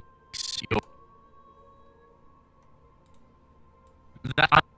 No, this is gonna end up looking bad too. You know what? I think we'll just leave it. That eyepiece you're wearing.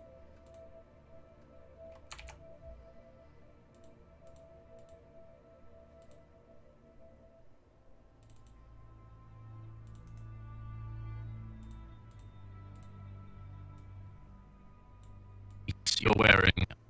I'm guessing it's modified arcane different filter.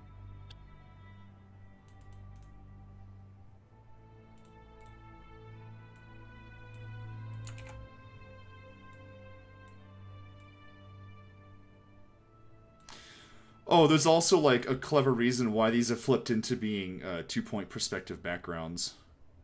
This is something Mark would love. So, throughout this scene, and throughout this entire episode, really, I jump back and forth between 2-point and 1-point backgrounds to, or, like, and there's in some cases where it's a 1-point background, but I'm still achieving this, because it's a matter of depth. Because anytime Valderos or Cascara is getting too focused on the shorthand, where they're like, oh, I'm in this argument, and I'm going to win this argument, and, you know, damned be the consequences, you know. Because Valderos is doing that a lot in this scene, right? Where he's just like dodging Sika's questions and just being aloof and like whatever, you know. And in all those situations where he's kind of ignoring what she's trying to pull him into doing, into saying, like, it's a 1-point background, because it's supposed to be flat. It's supposed to be short-sighted and claustrophobic. But in all these situations where there is depth being shown, where you have like a vanishing point or whatever, so in here, you know, where you see like a corner, or you have like a sense of depth in the background or whatever, it's because the characters are being drug into, you know, basically more long-term or broader, the broader picture, or the bigger picture. So it was kind of a clever thing I'm doing. On top of that, Valderos, like I said in this scene, is constantly trying to avert his eyes from Sika, where he's like, I don't want to even look at you. And she keeps grabbing his attention to try to pull him back to like what she's talking about. And it is just playful banter at this point, but she is trying to drag something out of him, and it's obvious. There's a turning point in the scene that we're getting up towards where it's like, oh, like I see what Sika's trying to do here. So, and unfortunately we're not there yet, but yeah, the blocking and the framing are like, I'm been trying to have some sense of, you know, intelligence with it here. Whatever. Look, the thing is, I'm sure lots of other Flash animators would know about this stuff if you brought it up to them, but a lot of them are just like, you know, oh, I don't care about that stuff, I just want to draw things, honestly. A lot of them just really love that aspect of it. They love that artistic aspect of it.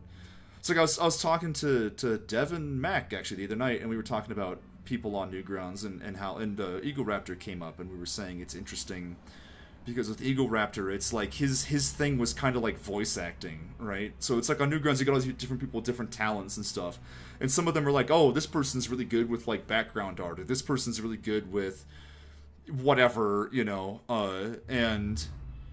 but it's not like a lot of them sit down and really dig into the subject of like cinematography. And in fact, the science behind it, the science behind it is something that I'm sure a lot of people would be like, oh, this is like a foreign language, you know.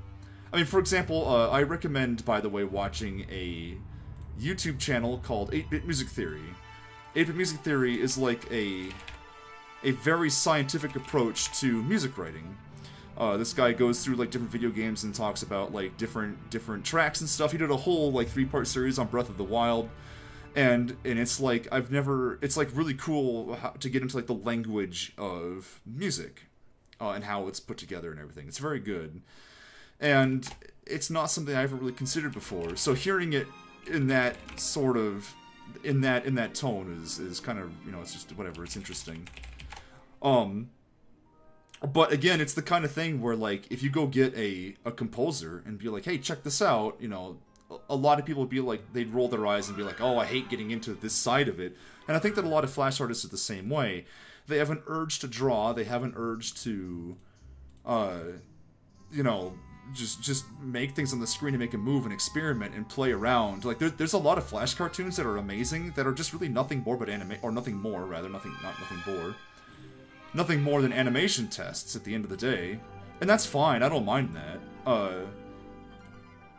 It's just that, like, you know, not everyone gets into the visual language of it, so I don't really hate people for it. I don't really I try not to criticize people too harshly for it, because like I said, it's, you know, these are not animation studios. They're not beholden to anyone else's like rule set necessarily. They're just doing their own thing. It's just, in my case, even when I was a little kid, film was like, I always wanted to be involved in film, and then the more I got involved in it, the more I got in, sorry, the voice is just suddenly sort of distracting me here. The more I started getting into film, the more I realized I wanted to be behind the camera in some capacity, whether that was writing or filming or directing. I don't really know, or I didn't know at the time. I thought, oh, director. But, like, you know, there's a lot that goes into that, where it's like, no, I might be a better writer than a director. I might be a better, you know, artist than a director, or like an artistic director than a film director. So who knows? But it's at the end of the day, you know, I explored that passion, and, you know, like I said, I think a lot of other people do too, but they just land in different areas specifically of it. So I'm just somebody where it's like, if you approach me with music theory, for example, I'll be like, oh, this is interesting, and then, like, I'll go out of my way to do, like, a bunch of research on it, because it's like, oh, I want to understand the math behind this, I want to understand the science behind this, and that's ultimately why I get into things like blocking and cinematography and stuff. I don't even know if I would go as far as to say that it's because, like, oh, I'm this expert on whatever, you know, it's just because, you know, like I said, I find it fascinating to dive into just random subjects, and film has managed to hold my attention pretty solidly. What is this scene called? Arcane Filter.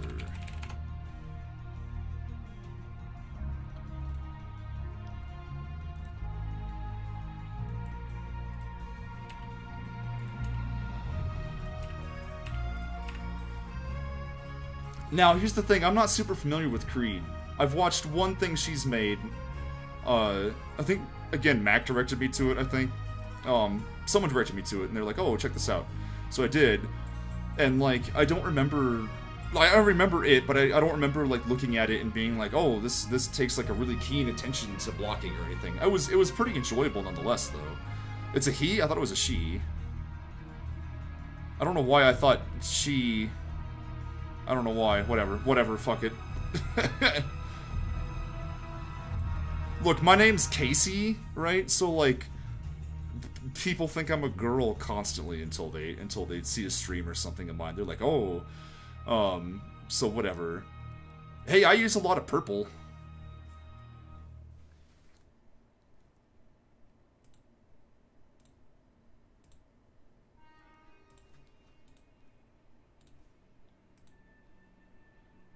Get out of here, Arc Smart Breeder.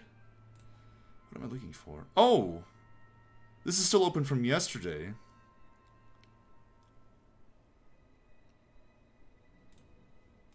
Anyway, you know, I wouldn't be surprised if a lot of these Flash artists, though, online, like, and, oh, actually, you know what, I know this for a fact, that a lot of them are trying new things, or they're exploring new ways of doing what they do. So, you know, each to their own, whatever.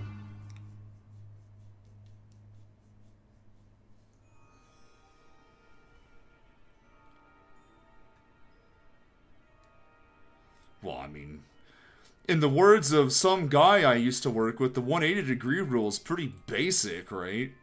I mean, everyone should know the 180-degree rule already. Why should they have to look for people's advice on that?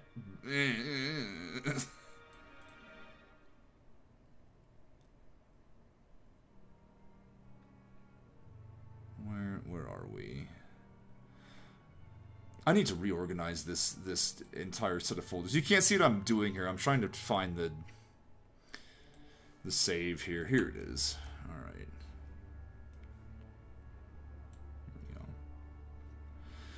Well, it's like everything. It's like absolutely everything when it comes to artistic endeavors and creative endeavors.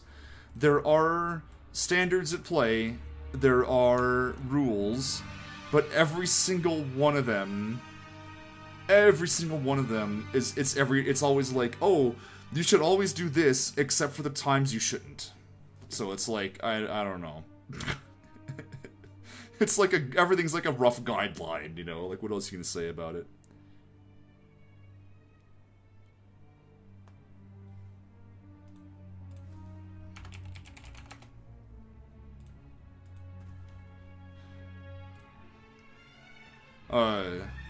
Wait, hold on. Give me 1 second.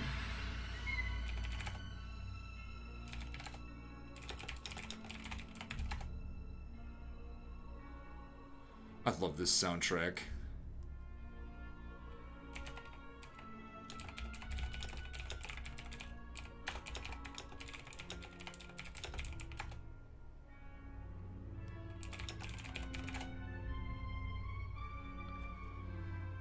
No, it's totally about creativity.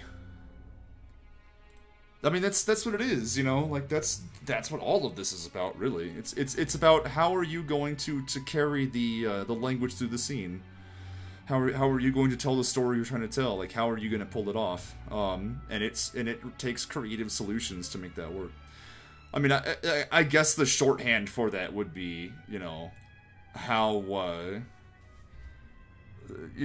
like how do you keep up the illusion? Like that's just another way of saying it, really, I guess. Let's see. This is a new shot. 17. Oh, you know what?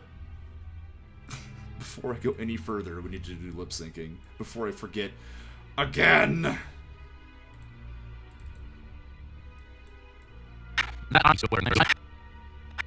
Right here. Well, I mean, it is, you know, as look, Mark. In your defense, it is a basic rule. It is a basic rule. What? Sea dragons, vocal singing, collect oysters, and hang around wrecked ships. Has a voice comparable to a siren.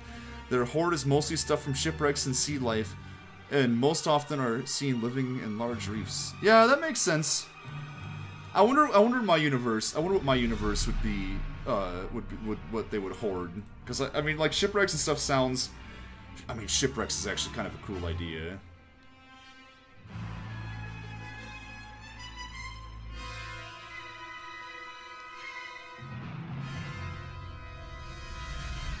Oh well, whatever. Anyways, in I break the 180-degree rule. In episode 1. It wasn't nearly as effective as I wanted it to be. I also break it in episode 2, in this scene. Both times are intentional. So again, it comes back to down to it being like, oh, this is a rule, except for when it's not, you know, so. But that was my point, is it's like, that's pretty much everything in... That's pretty much everything when it comes to filmmaking. It's like, you have a toolbox, but, you know, a hammer isn't always necessary to put a nail in place, you know? So...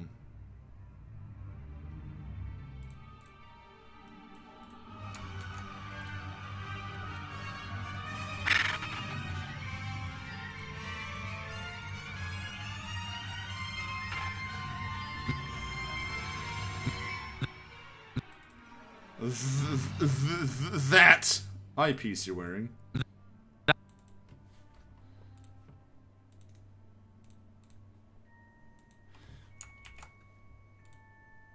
I don't know. I don't know why I made this a tween. What are you doing in there, tween? Get out of there.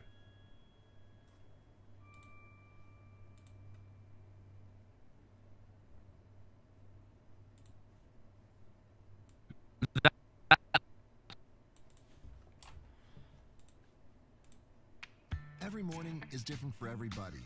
Nate gets up for the early shift, while Brad is just getting home from the night shift. Oh my goodness! Hello, Vrin Beth proposes Ash! a road trip to her boyfriend, while Mark proposes to his girlfriend. Luckily, there's a McDonald's for every morning. Start your How's it with a going? $1 sausage burrito made with fluffy eggs, savory sausage, and melty cheese. Enjoy it with any size freshly brewed McCafe coffee for $1. A la carte only, limited time participating restaurants cannot be combined with a combo. No, that's the wrong math. For many businesses, I don't know, when it comes to things like the 180-degree rule, and it's like... It's also a subject that I'm kind of sick of. Like, not necessarily just because of you, Mark, but there's a lot of people that are just like, oh, 180-degree rule, why can't people get it right? And I'm just like, come on, guys. Like, can we get off our high horse for a second? There's like loads of other rules that get broken all the time too. Or there's like loads of other aspects of filmmaking that people don't adhere to all the time that no one ever talks about because we're so hung up on this one thing.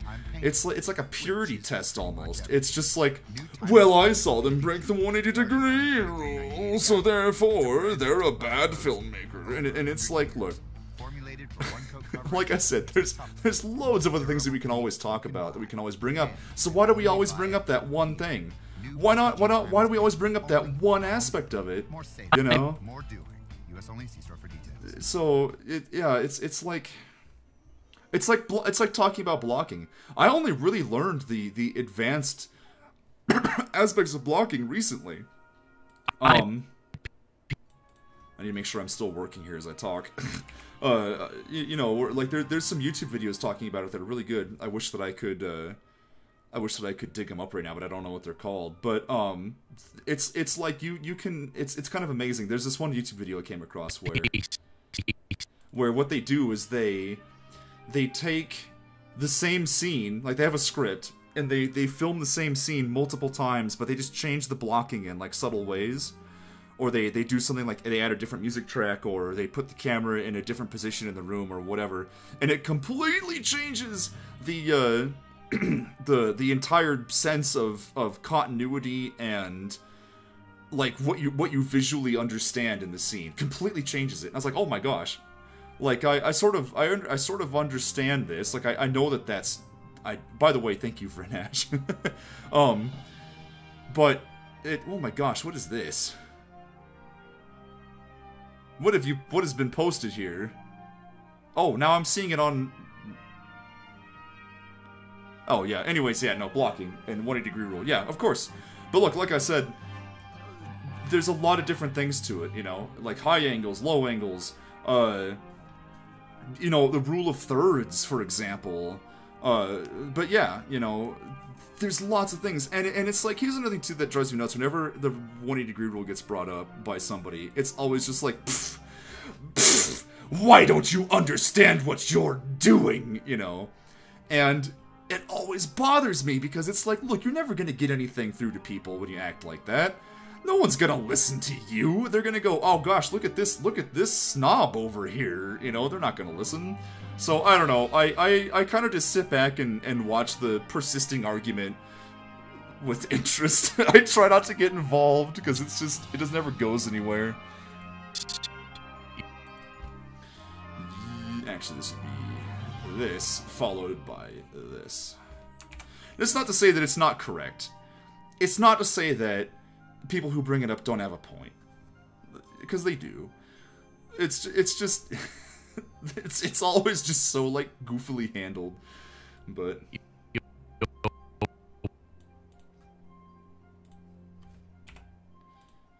You're wearing... Let me jump back to this. Wait. Now, you know what? This needs to be another one of these. And then this. There we go. So what do you have so far? I can show you if you want. Let me just finish this lip sync. We'll have to insert and edit this clip or this shot into the whole thing anyway. So we'll get around to it.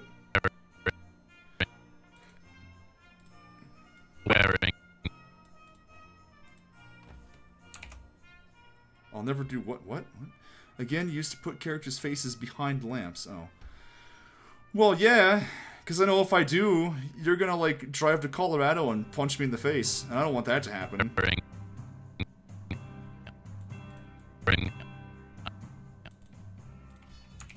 We can't have that going on, you know?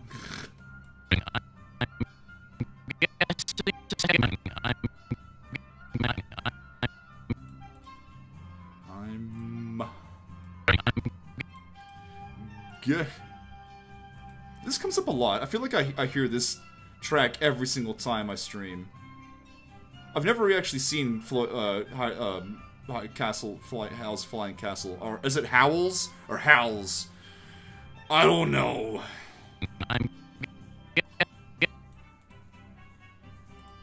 Some of my friends say it's not that good, and then other members of my friends say it is. So I don't know what to think about it.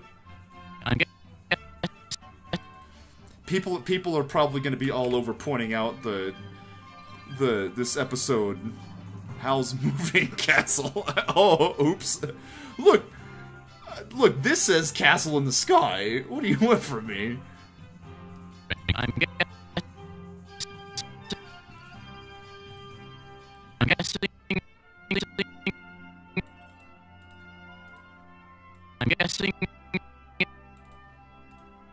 guessing it's a modified arcade. Wait a second. Wearing. Oh, okay. We actually don't have to lip sync past this point. Nice wearing.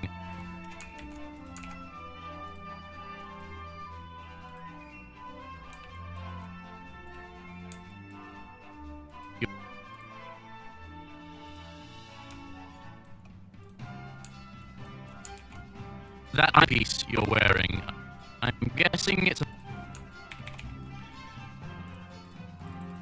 Okay, there we go.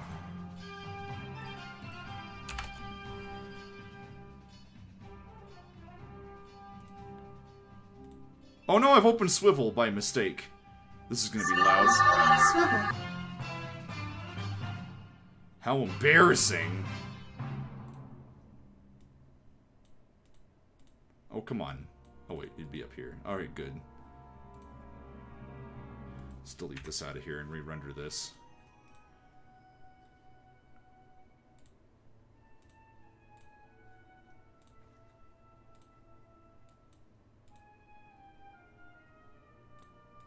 This is shot number 17 of this scene. Render! Anyways, what was... We were talking about... We were just talking about BS, weren't we?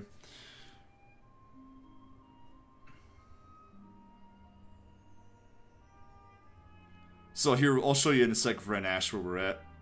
Well, we'll get to watch it anyway. This channel's full of spoilers. I have a composer, I have a voice director. I mean, I say that as if, like, I'm hiring them, you know, obviously, like, that's not necessarily the case. But I'm working with a voice director, or a casting director, that helps me with the voices, and then I have another guy that does the music. In this episode, I'm working with somebody doing storyboards. I'm doing some of the storyboards, he's doing the other ones. He's mostly in charge of one scene that we're still getting the voice acting together for. But, so I've got, like, a very small group of people, but I definitely do a lot of the heavy lifting. I do all, like, the art and animation so far. And a lot of the directing, so, like, you know, when I go through and do, like, the storyboarding and stuff, I tend to figure out, like, oh, here's the shot list, and here's everything that's gonna happen.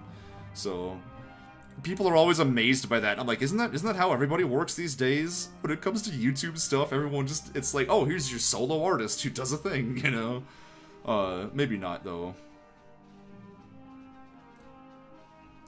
I'm sure that as time goes on in the future, I'll probably have more people helping with things like animation and stuff, but, you know, that's a far-off day.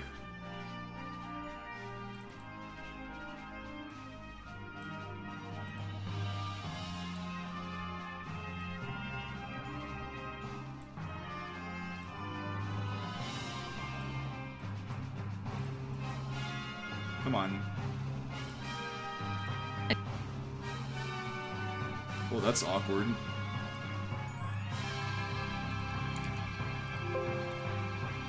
Let's fix this. I just lined him up on that third there, but I should probably slide him over. No, you know what? He should actually be over here. Well, then let's take a look. No.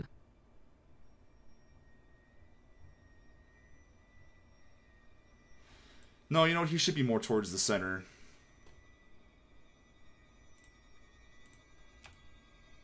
He was here, we'll just put him here. He just accidentally lined him up with the previous shot without meaning to. Mark is the hand inspector. By the way, Vrenash, I happen to be streaming to both Twitch and YouTube simultaneously, so if you see this chat in the corner, it's got this purple stuff on it, it's because these people are on, they're watching from Twitch, so if I'm talking to people who aren't on the chat on your end, that's where that's coming from. Oh, I do need to add those in, don't I? Oh, I'll get around to it. There's a few other things that have to be added in for consistency. There's a shot where I have to put the gramophone in the background, so there's a few things I still have yet to add, but that's okay.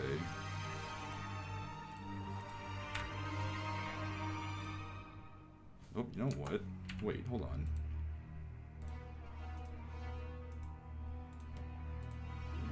It's weird. I don't know if that was the same before or not.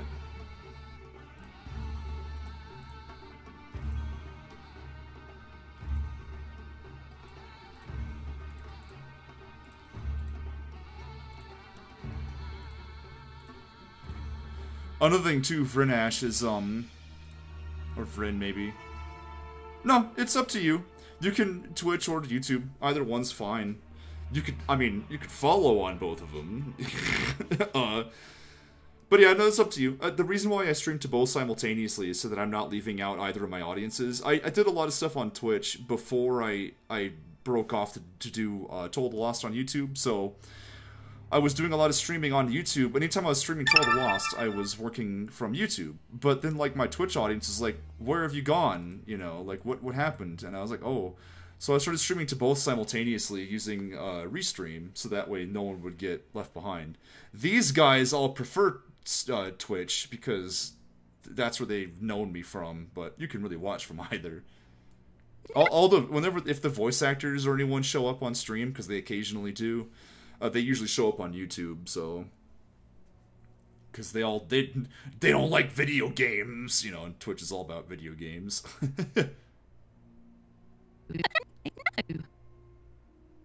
Oh, that's weird. Why is that happening? That shouldn't be happening. Let's just delete this clip and put it back in. Although it might have been After Effects fucking up. Yeah, the UTB modes kinda stink. Let's be fair.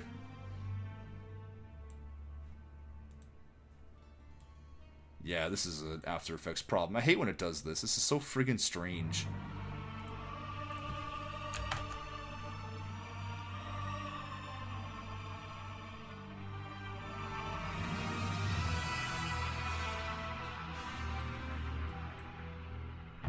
There, this time it's correct. What the heck?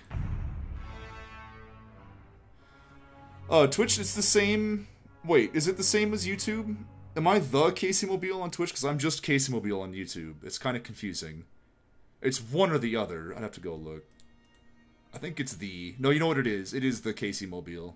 It's twitch.tv/the Casey Mobile is what it is. And then on YouTube it's just Casey Mobile because I can't change it. And Casey Mobile was a typo originally. That's where that comes from. Don't tell anyone.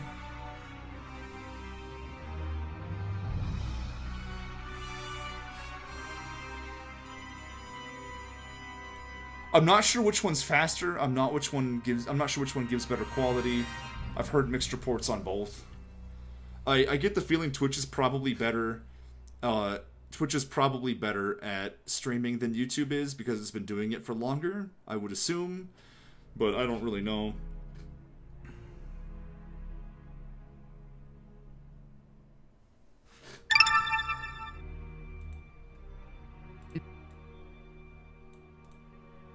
Oh, come on.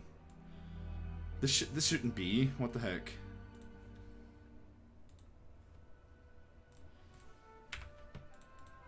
Is it, like, not working? No, he's in the right position here. Oh, now he moves. What the fuck is happening? It's like it's getting the clips confused. Let me just delete the clip and re-upload it and see what happens.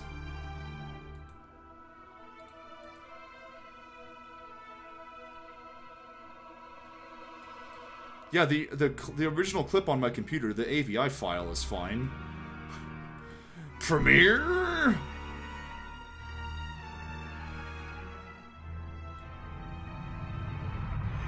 A lot of people seem to wind up watching me on Twitch, to be honest. But I do a lot of stuff on YouTube to keep the channel relevant as well, so... Oh my goodness, what? Holy crap, thanks for the follow! What is happening here.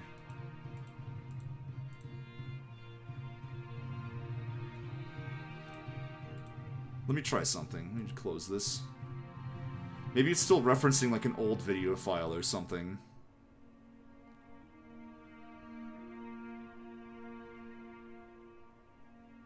Yeah, that's actually only half of it. That follow animation is supposed to have Cascara following him, shaking her head and looking annoyed. But I didn't get around to adding it. I'll have to do it this weekend, or whenever I have a chance.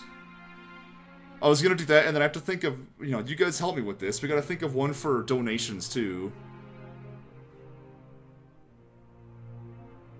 We need something for that, too. Something representative of donations, and I don't really know what it would be.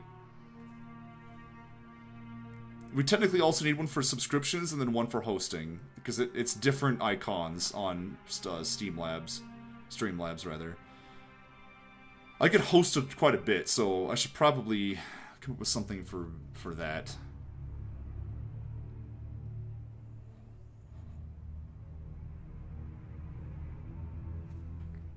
Alright. Is it gonna work properly this time? It's fine here.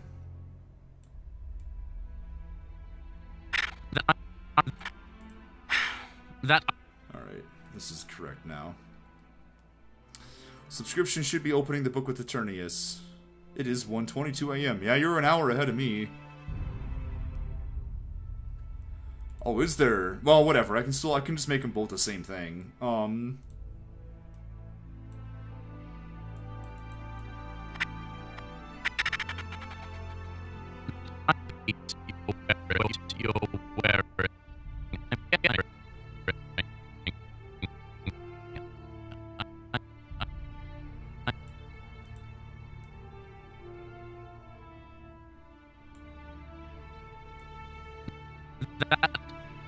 Whoops. At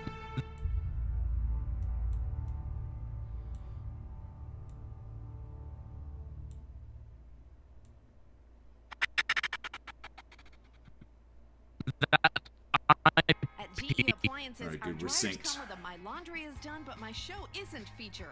They're Uh-oh. Wi-Fi connected and have voice Alright, so that needs commands, to come in a which little bit lets you later. watching the Or season finale of your favorite show.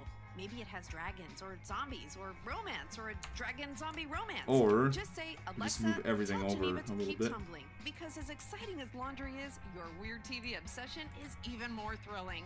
See how we make good things for life by shopping at your local appliance retailer. GE Appliances. Good things for life. Dang it. Our top story out of Planet Fitness, how one woman helped spread kindness and end bullying just by signing up.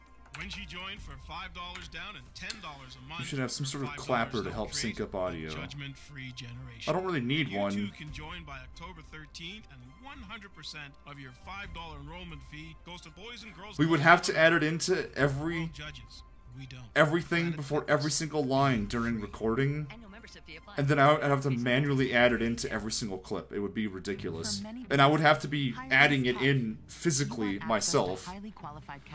No, you know what? The only place I think where it would be really useful, a clapper sound would be when we get to the end, when we get to audio editing, because when Pierce goes and adds, like, because he goes through and he adds like filters and effects to some of the voices, like echoes, things like that, it tends to cause lag, or it can anyway.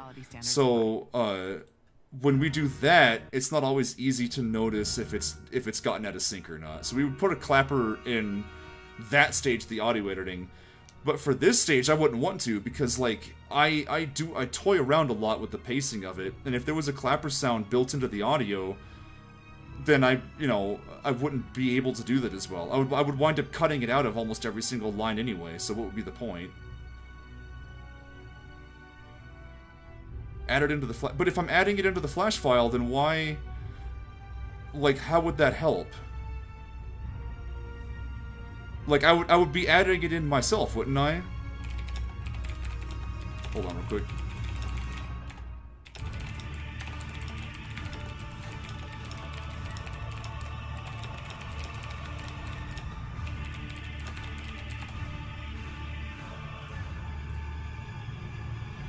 Added into the Flash file, but not built into the audio.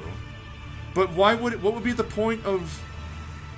Okay, what would be the point of me putting in a clapperboard sound to the Flash file to sync up audio when I'm working in the Flash file, I've already synced the audio to where I want it to be anyway? Like, wouldn't it make more sense to have the clapperboard sound in the audio previously in order to sync up? And it would be in a situation where, you know, you've got like two voice actors recording their lines independently from one another, or maybe you're in an ensemble recording session or something, but like they're each using different audio hardware to record with or something, so like, you know, one of them has like a longer tail to start or something, and in order to sync up the conversation between multiple audio files, you would have like a 3-2-1 clap sound or something. That's where you would use it, right? Like when you're working in Flash, whenever you're importing audio into Flash, like you're just setting the line. It's like, for example, this line here, there's no pause between Sika saying this. Well, not this, Indulge me. How did I know? So this pause right here is I added that. I added that pause for dramatic effect. So like why would I put a clapperboard sound in there if I'm gonna change the position of all the audio anyway?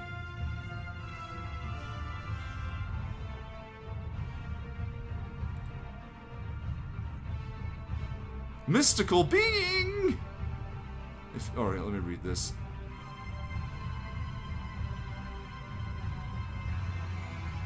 Well, that's also why I'm doing lip sync. If you export the Flash audio as is, you could sync it up with the raw audio. But we don't... Why... So, I don't know, maybe things are different in Lloyd, but whenever we do the audio stuff in Toll of the Lost, we'll tend to do like an ensemble voice cast. We'll have D-Mac and me. We'll sit in a... like a Skype call or Discord or something with an actor, and then we'll go through everything, and we'll get their audio. Mac then takes it, he mixes the lines together, and comes up with the final edit based on what they gave us. There's a lot of empty space in that recording because there's a lot of directions being given and stuff. Like, I don't think at any point we're ever using raw audio files. I think.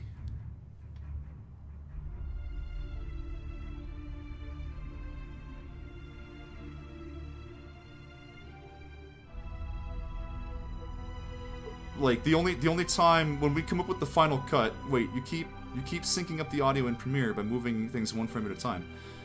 Well, yeah.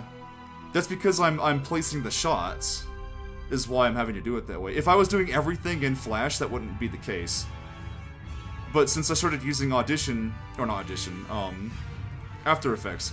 Since I've been using After Effects, there's no...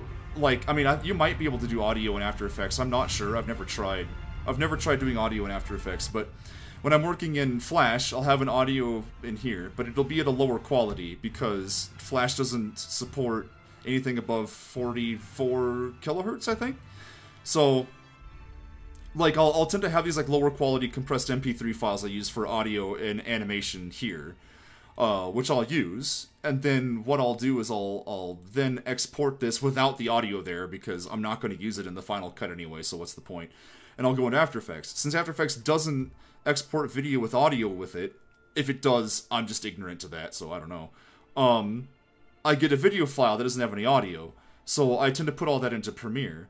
But a lot of these things, like when I'm working in After Effects, I make the shots a little bit longer than they need to be. I tend to have a lot before and after. Because in After Effects, when you go to make a composition, you have to set the duration ahead of time, so I always overestimate a duration, right? It's like, oh, okay, this line of dialogue is only like maybe 4 or 5 seconds long. I'm not 100% sure. I'm just gonna have a default 10 seconds, and then I'll cut it down in Premiere to whatever I want. That way, I can add in pauses. I can add in, you know, other cuts and things like that in the future, and I have more wiggle room with that. It's, you know, kind of similar to like when I'm drawing a background, I carry it off the stage a little bit. Well, I know I'm seeing chat going. I'm just explaining my process here because I'm wondering if maybe you don't understand part of where I'm coming from on this.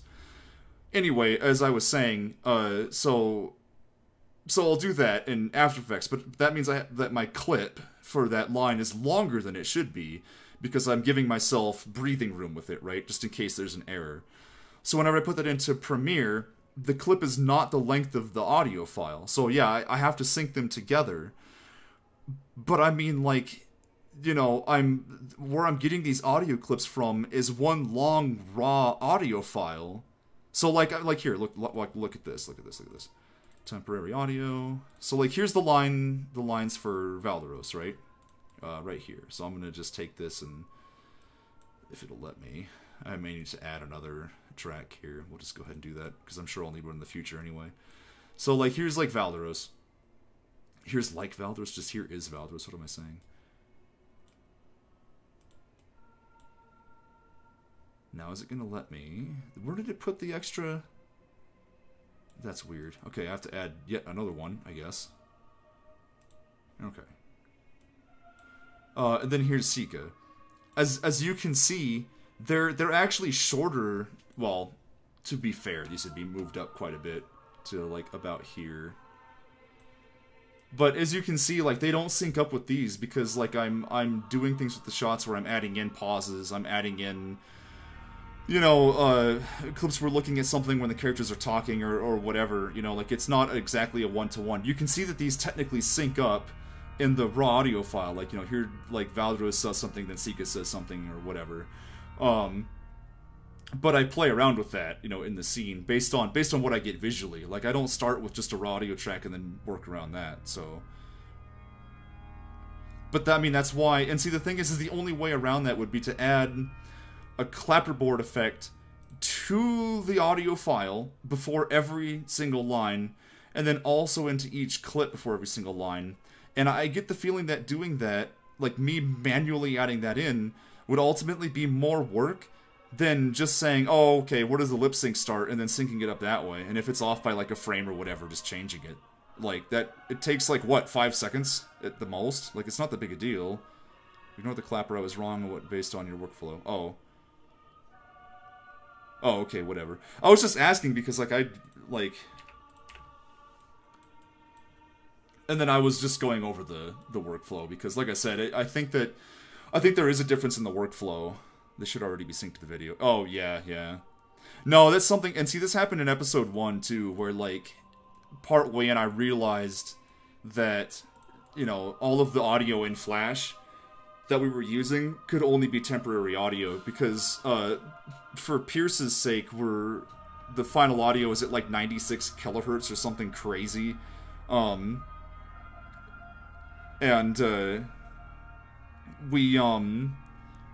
But you can't use that in Flash, right? So it's like, oh, well, I can't animate to that. There's no way. So we use a lower quality version of the file, which we then remove.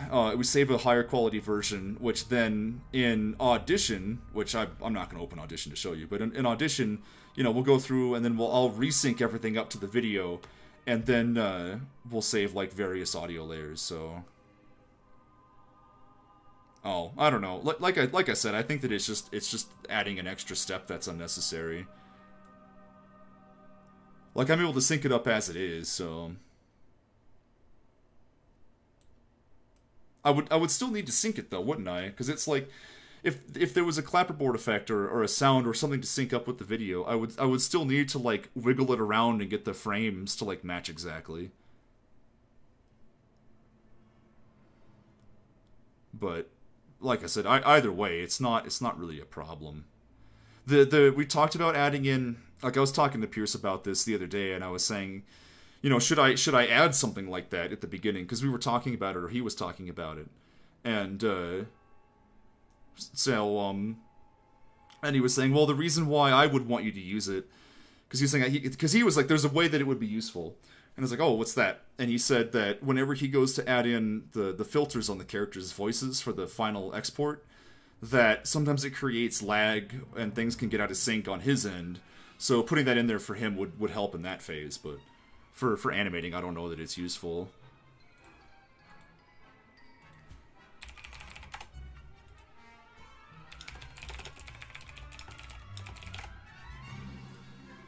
But whatever, where am I? A lot of the reason why I went into... Oh, you weren't even here. I was gonna say, a lot of the reason why I went into the detail that I went into there is because if there's anyone out there that's doing any audio editing, I kind of want to just like lay out my process so that it's like people can go, oh, like there's some educational value there, I think. But I like once we got talking, I get the impression that our processes are probably different. What is this that we're listening to? Cornish Pixies.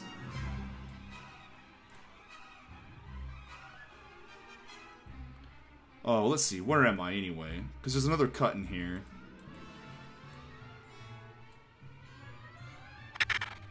That eyepiece you're wearing,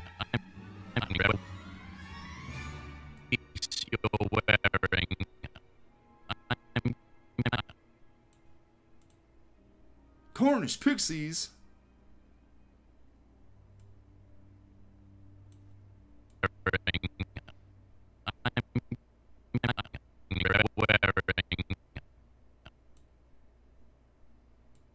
We'll cut it here. We can always add it back in if I need to. Switching to iPad, Cornish Pixies. So okay, since you're back for an after, so you hadn't seen episode 1 when you came in here? It's pretty incredible. Give me 1 sec. We'll watch this in just a minute. Give me just 1 second.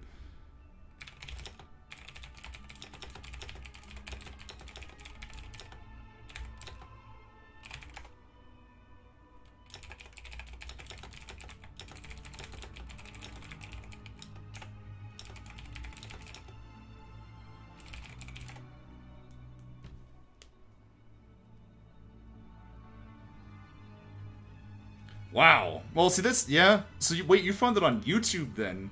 That's interesting because, like, what, did you get here through, like, a related video or something, then? Like, how did that happen? Because YouTube's so goofy with, like, its algorithms these days. It's like, I have no idea how anyone stumbles across my channel. At least with Twitch, it's like, oh, I'm part of, like, this community and that community. Yeah, I know, right, Audios? That's crazy.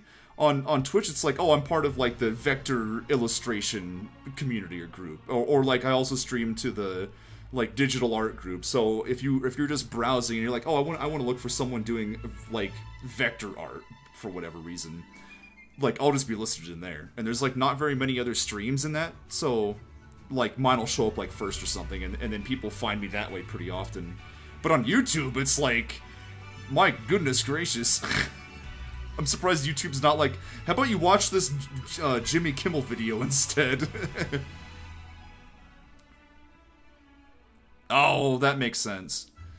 I apologize. Right after you joined, we went into this big diatribe about audio editing.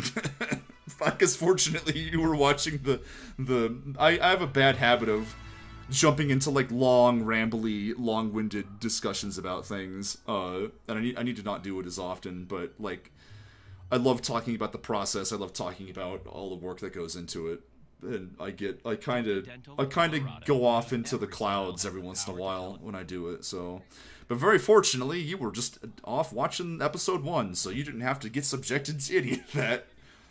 Anyways, we'll watch this scene. This is in the middle of the episode, so it's okay. No, like I said, I was enjoying walking myself and everyone kind of through the process of audio editing and why I do it the way I do it. So I just think that maybe the way I explained it wasn't the most clear, so like it just ended up sounding confusing. But whatever. Anyways, we'll watch the scene real quick. I gotta see if it lines up at the end anyway. Spoiler alert.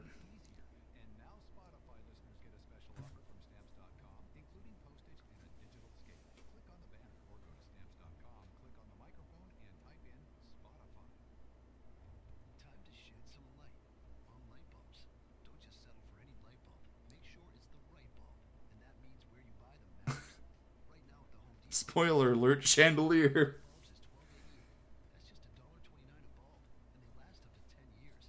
Tea? Sorry, I don't drink things soaked through deceased plant matter. Really? That's a shame. I always thought dragons were the tea type. Yes, about that. I heard the dragons are gone. Boring. Better question. How did I know you're a dragon? Seriously? You want me to guess? What's next? I have to figure out your favourite food. It's raspberry creme brulee. And really, it's not every day I parlay with an ancient mystical being. Indulge me. How did I know? That eyepiece you're wearing, I'm guessing it's a modified arcane difference filter. Sees through illusions and distortions in reality.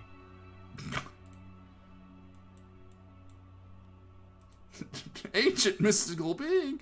We had like a 5-hour long stream where I animated all that, so it's stuck in poor Yadios' head here.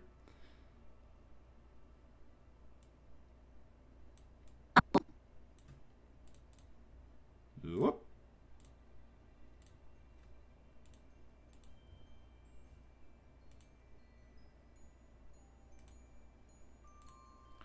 Get it out of my head. Something else will get it out of your head. Remember, we started with it being boring, boring, boring.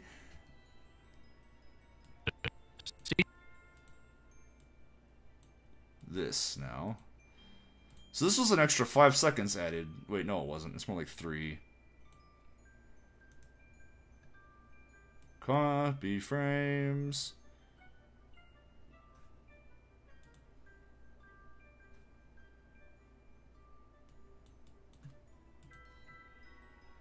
Alright, now I gotta make a new scene.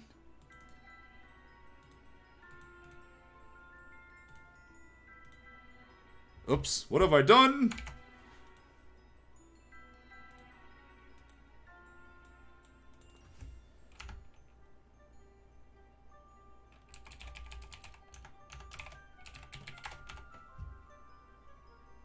What?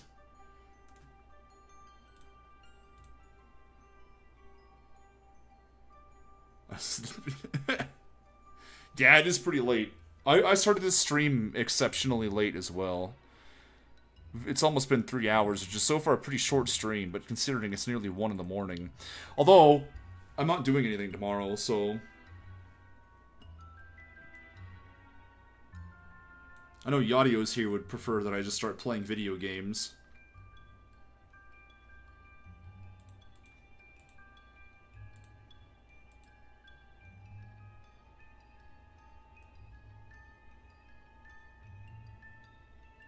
Uh-oh, look out everyone. The unlucky number trademark is back.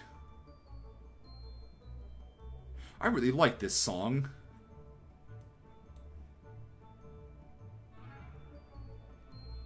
Actually, the soundtrack to this movie is pretty good.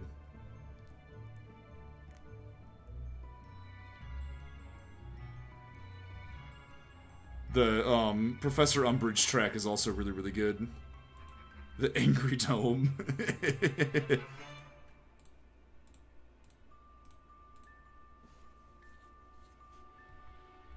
Man, there's so much good stuff in Harry Potter.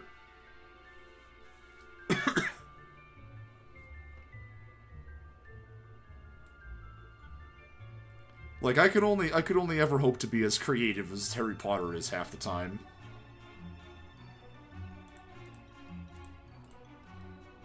Well, I say that. I'm sure I'm gonna get to a point where everyone else is like, Total Lost is so good, or whatever, and I'm like, no, it sucks! Because that's typically how it goes with this sort of thing.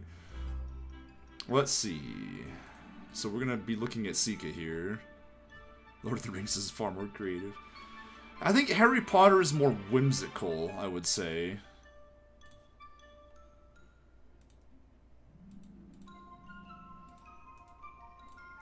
I don't know if I like Sika being in front of this background, to be honest with you.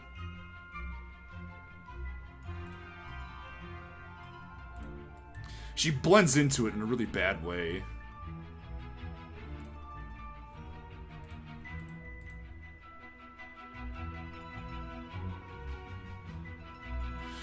Well, the Lord of the Rings movies are pretty good. I think that it's The Hobbit that tried to get more into the Lord of the Rings universe. Like, they tried to expand just the Hobbit story into the universe, and they did a poor job of that.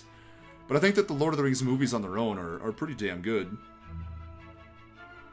But yeah, you're right, the universe in Lord of the Rings is huge and crazy.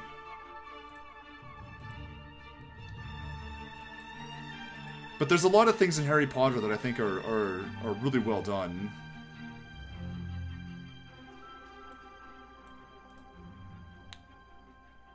You know what? Let's just get the lighting and the background layers. Copy.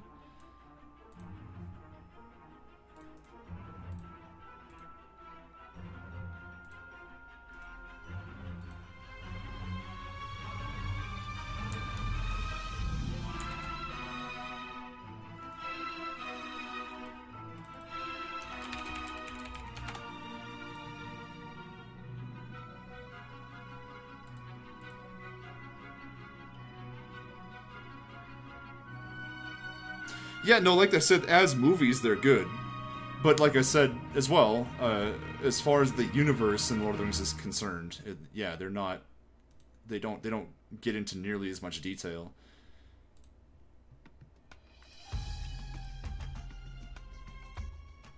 I don't feel like listening to Prince of Persia. Get out of here. Yeah, you know what? That's sort of the universal opinion on Harry Potter, on The Hobbit. The first Hobbit movie is easily the best one, and then the next two are, like, kind of weird. There's good scenes in the second two, but they're not... Like, overall, they're not great. You can tell that they're, like, expanded.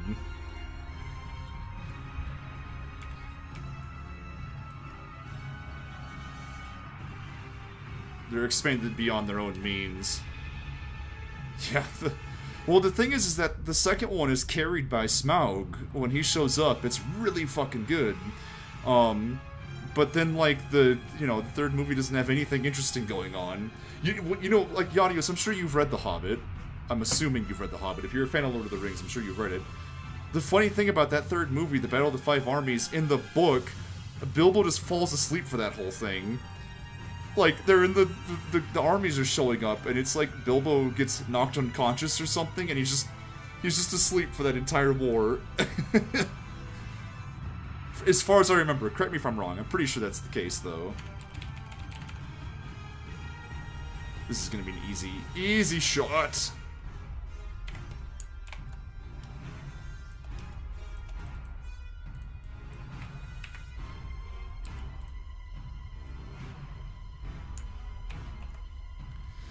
I'm not saying that it's necessarily bad in the books, although it is. It's just that, like, in the, in the movies they turn it into like a gritty war movie, and it's like, that's never what the book was about, you know? So I find that really annoying. I need to fix this here. I fixed this in the default scene, but I guess I never fixed it here.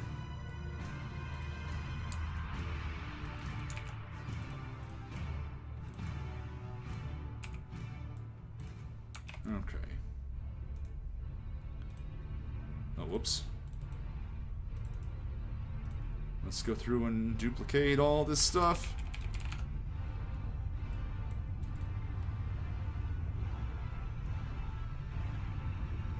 Yeah, well, that's why I like the first movie, because the first movie is pretty lighthearted. There's like songs and stuff. It's oh, every time it's like you'll be watching The Hobbit and there'll be scenes where it's like a Pirates of the Caribbean action scene. Like when they're in the barrels going down the river, it's like loads of fun. It's like, oh, this is exciting. I wish it was this exciting in the books even, right? Where it's like, you know, the orcs are chasing them, and then there's like a part where they've got like the one axe or whatever between all of them, so like they're like throwing the axe back and forth to each of the barrels, you know, and they're like, there's like a part where like one of them gets up on the shore and is like rolling down the hill and like rolling over things, you know, and there's like all this like really fun stuff where you're just like, oh, this is great, and then like as soon as it's over, it's like, oh, now we're gonna go talk about the elves and their politics.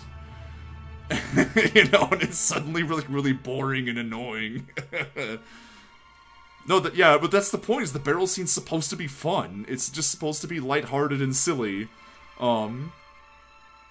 It's good, but yeah, it's just, you know, and the stuff with Smaug is similar, you know, like, they do a good job of having this big fantasy villain show up, and it's this big dragon, and, you know, they're like in his lair, and they've gotta avoid him, they've gotta sneak around and stuff, and you know, their whole plan is to trick Smaug into lighting the furnaces and the dwarven strongholds again, and then, like, you know, smelting all the gold and doing a thing. And it's like, oh, this is clever, you know. You sure it's not sci-fi?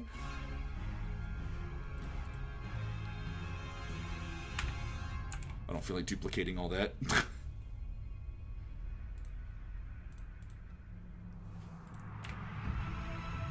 Oh, whoops.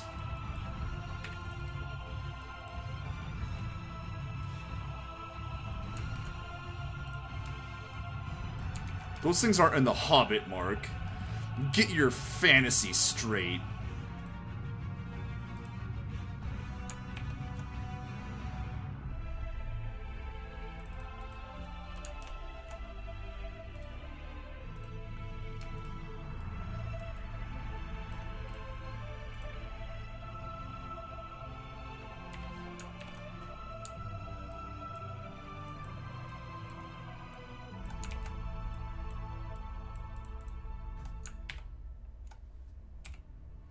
I wanted her to be smirking a little bit more than normal.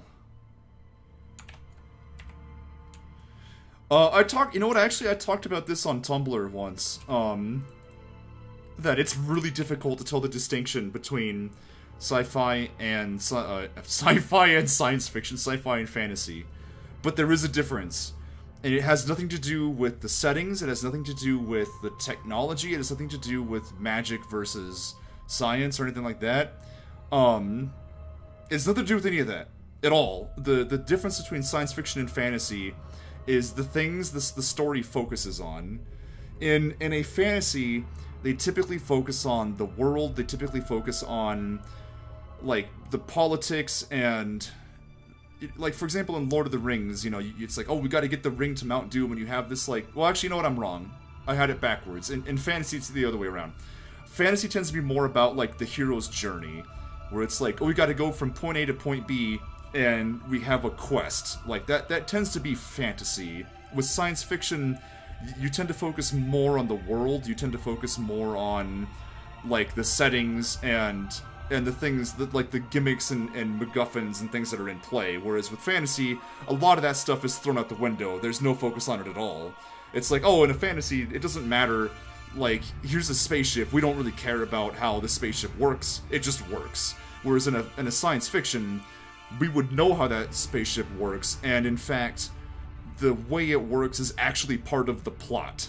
So, like, in Star Trek, you know, they have a warp core, and that warp core causes all kinds of issues. It was like, oh, you know, now we have to deal with this, like, science thing that's happened, and, like, that's what sets the plot in motion. Whereas in fantasy, it's just like, you know, Luke, you gotta go blow up the Death Star, or whatever, save the princess. It's like, here's your personal quest. That's not to say you can't have crossover, but that is typically the distinction between science fiction and fantasy. People have falsely attributed, like, settings to them, where they'll say things like, oh, this is a science fiction because there's spaceships in it, or time travel, or whatever. And it's like, nope, all this thing can exist in either or. You could have ogres in a science fiction. You could have spaceships in a fantasy. It really doesn't matter. What matters is where the story points are focused. So there you go. There you go. That is my take on science fiction versus fantasy, and I'm right. And you all better accept it.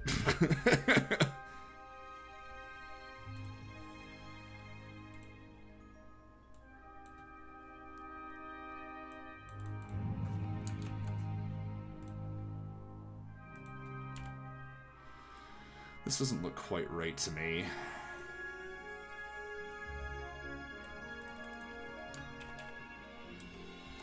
I want her to look kind of smug here. Oh, let's play under their eyes. Let's see what I can do here.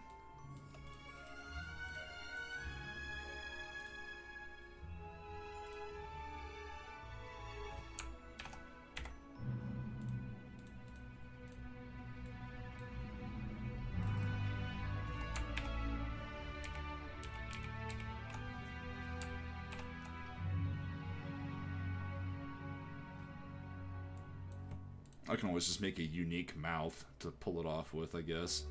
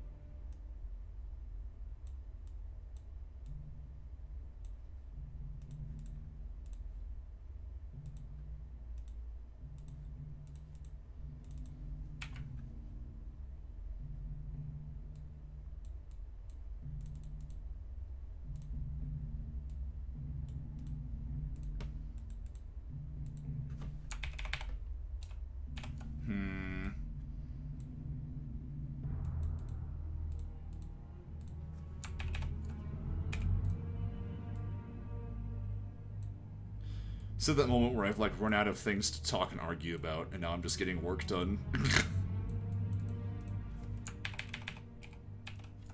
don't know if I like this. It's, like, too curly.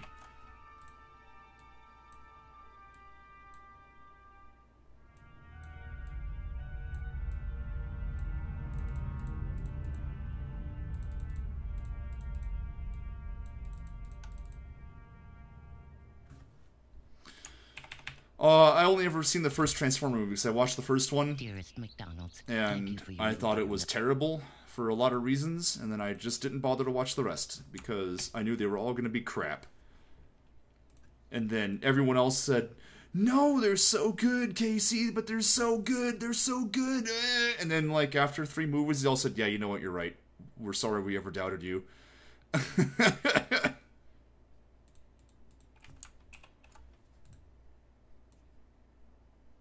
I haven't seen the Teenage Mutant Ninja Turtles movie. That one's more just out of, like, I've just had not much of an interest to watch it more than anything else.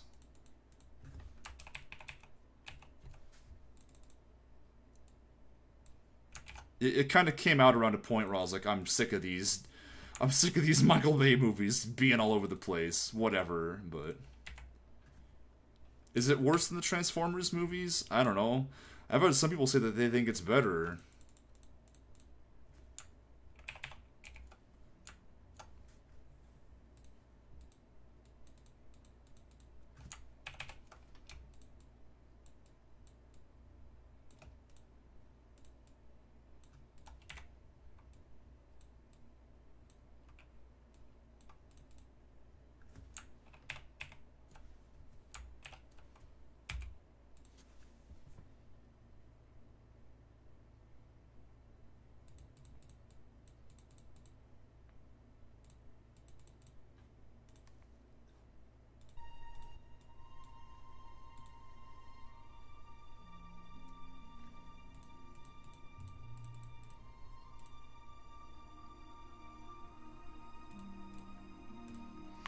I think the nostalgia critics' diagnosis, we'll say, of Michael Bay is probably the most accurate thing there is. Or, like, they have that whole skit about Michael Bay discovering how to turn everything into porn, and they're like, what? Porn? And he's like, yeah, and then he's like, watch this, and he films a chair, and just a chair, but it makes it look like ultra dramatic and amazing, and they're like, oh my god, this looks amazing, and he's like, yeah, you turned it into porn.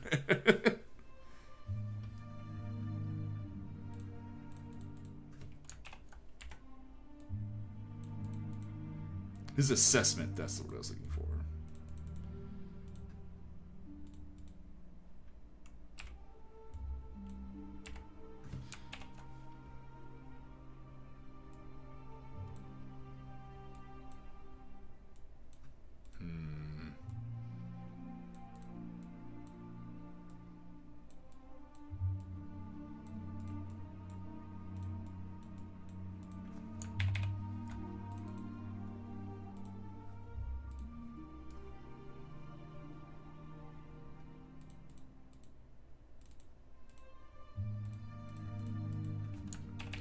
I'm spending a lot of time with this expression, but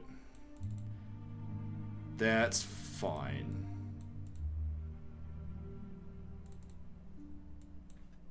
I'm not sure if I would classify George Lucas as a one-trick pony.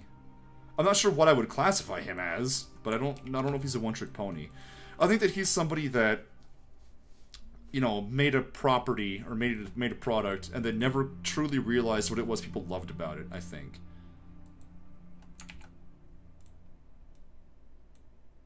Because, you know, the Star Wars was an accident, which is well known. And then after that, it's like, oh, well, you know, other people directed his movies after that point. And then he went from that to doing all his own stuff completely and having control over every aspect of the process. And he went off and made something completely different with Star Wars. And that's one thing you can give to the prequels. They're very different. You know, they are not what Star Wars was. But I think that that's the thing. I don't think that he really ever truly understood what it was people loved about Star Wars in the first place. So, I don't know. I don't know. I could be completely wrong, but that's how I feel about it. I feel like he tapped into lightning in a bottle and didn't know what that was.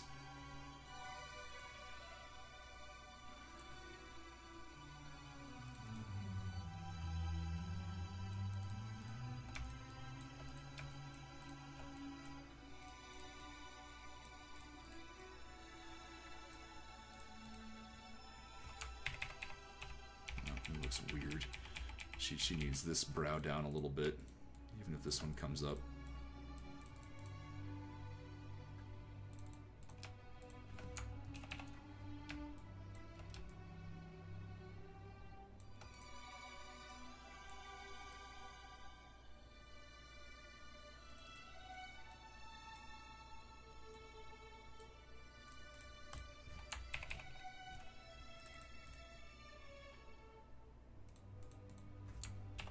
She looks too interested, and that's the thing.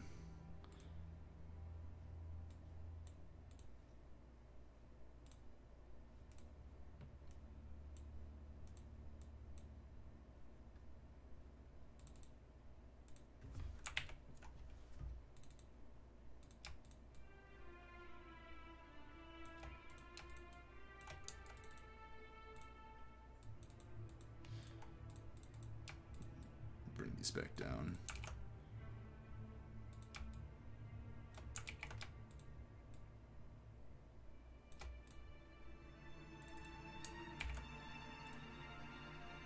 That's much closer. I just don't like her mouth, necessarily.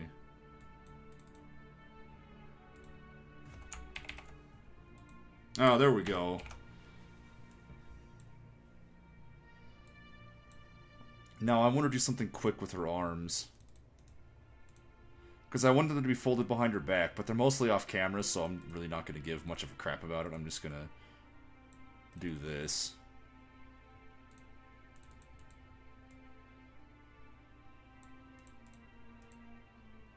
Okay.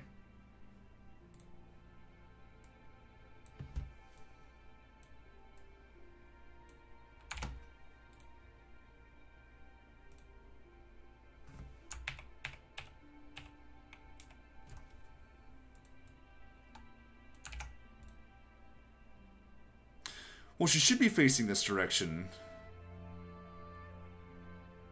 The thing is with this earlier shot, this is still confusing me. I want her looking this direction, but I had her turning around.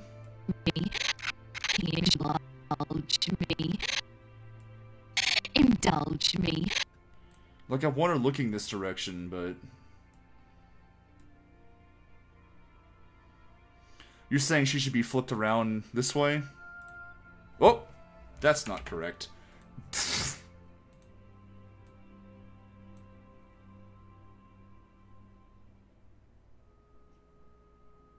Oh, well, she is looking over her shoulder here, though. That's the thing.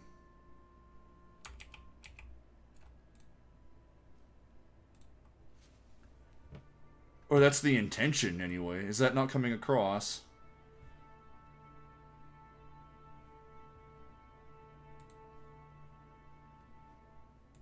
Well, let's take a look.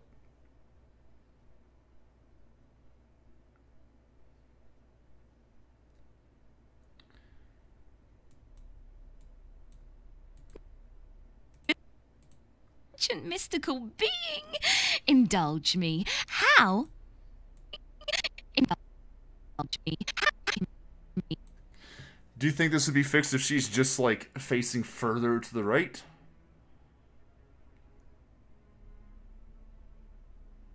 Oh, wait, what are you talking about? What, let's see. I'm assuming you mean this cut, because I've had problems with this cut too. I just left it in for now because I figured I'd go back and do more with it. I made her more zoomed in here, and that helped. And I made the turn more pronounced. I did that earlier off stream. I also, in this shot, had her move in at the beginning. She leans in a little bit. How did I know? So it's better, but it's like... I need to have her body face right. But I like her looking over her shoulder is the thing. Indulge me.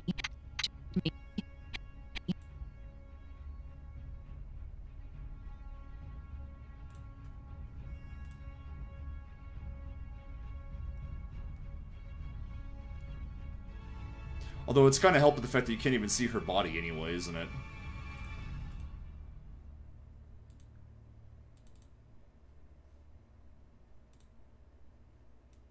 Indulge me.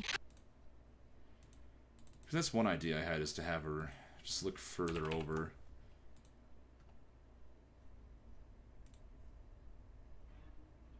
Oh, yeah.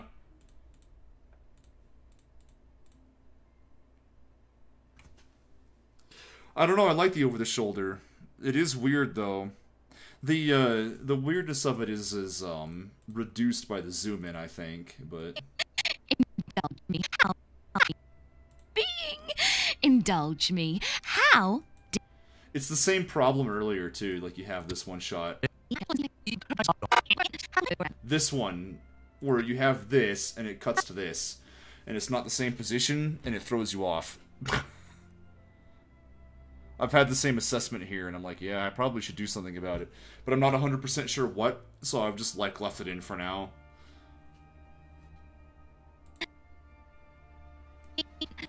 I've had someone say that they think that I should just not cut away from this at all. That it should just go from this, stay in this shot while she says this, and then cut to Valdros doing this.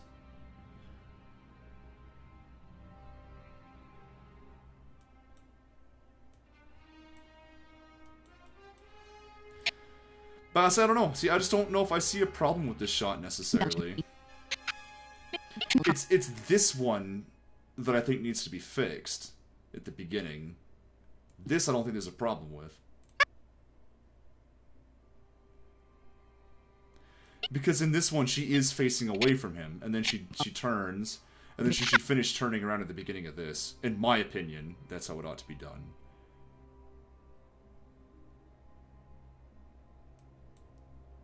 And then I don't know what to do with the one she's laying on the desk. Honestly, I need to fiddle around with that one. I've been busy doing other things.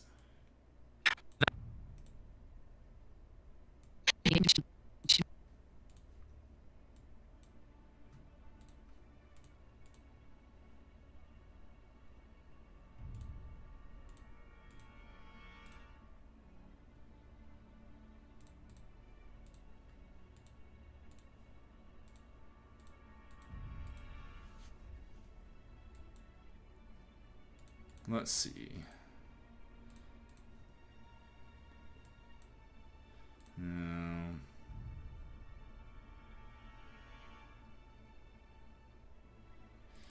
Let's see, where is the line? I want to have her blink, and this isn't really a thing, but let's... I'm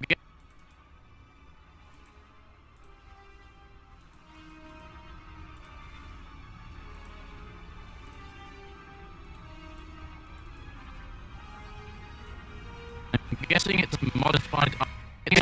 I'm guessing it's right here is where she should do it.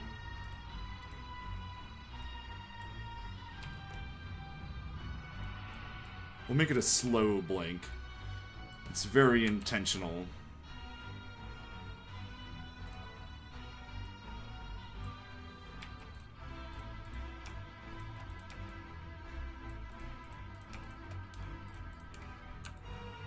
Whoop.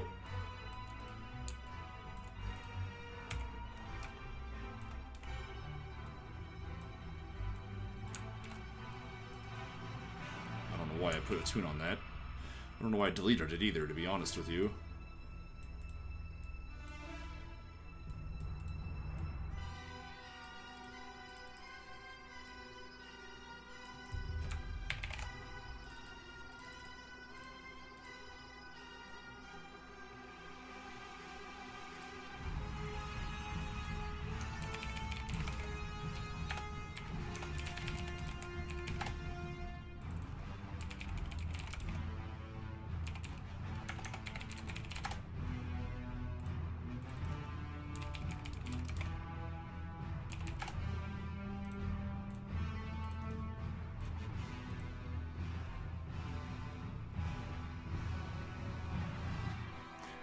I'm actually, believe it or not, I'm actually keeping them straight on intentionally. Because I typically move them with the blink as well. But I want Sika locked in on Valderos. And I want it to be obvious that she's locked in on him this entire scene.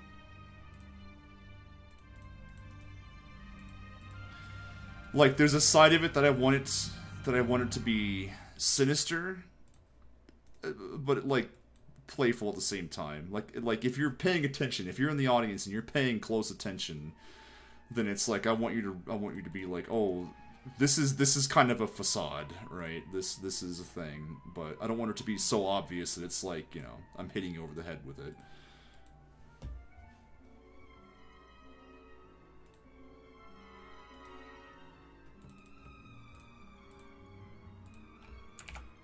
How do you guys feel about giant spiders in fantasy? Overplayed?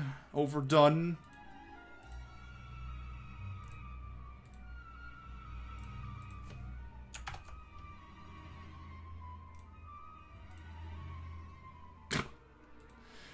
She's not locked in on him because of attraction.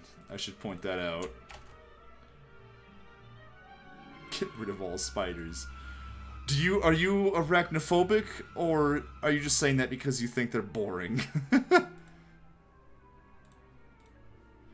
I've been trying to think of like a clever way to do like giant bugs until Lost. Because I actually personally really like giant spiders and things for some reason. I love giant spiders and like utilizing them for reasons, just throwing them in on situations. But you know, if I do it until the Lost, I want it to feel unique and interesting and not just like, oh, here we have giant spiders, here they are, you know. One of my original ideas is that there was like a spider queen that lives out in the world somewhere and like has a hive, like she just has like, you know, an entire species of spiders that she controls, and her and Valderos had like a summer fling or something at one point,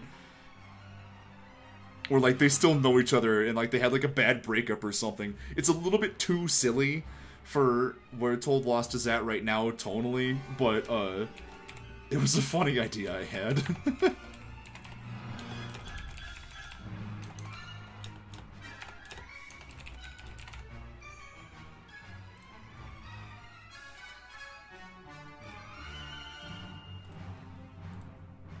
But I probably won't be doing it now, because I've got other things in mind. I like the idea of them running across ad spiders, and I will stop watching. I've had other ideas. I've had an idea where they run into them in the woods for other reasons, and you know, whatever. But here's a big secret. I actually really love drawing cobwebs. So it's like I would have a lot of fun drawing, like, you know, a place overrun with spiders. I'm looking for something here. Episode FLAs, stews, and 3. Here we go.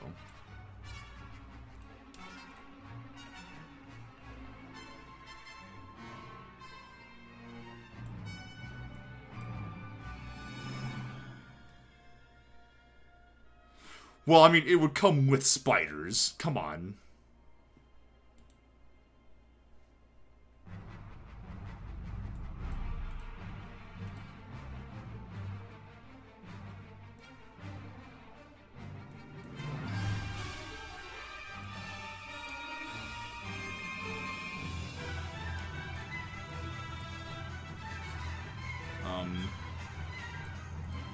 This all came in backwards. I guess I could have copy-pasted them from the previous shot, actually. Now that I think about it. Let's actually just do that.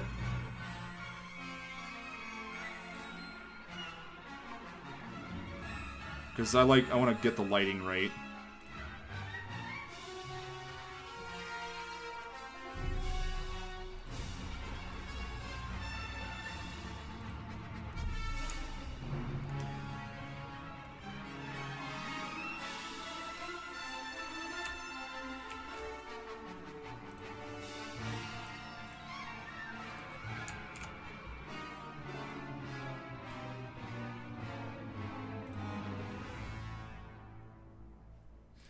See, it's like, I still feel like she's too close, or not close enough to the camera here. Ready to oh, be quiet, Home Depot.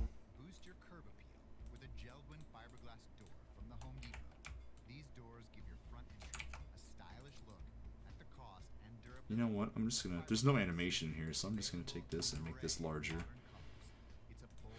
Oh, come on. There we go.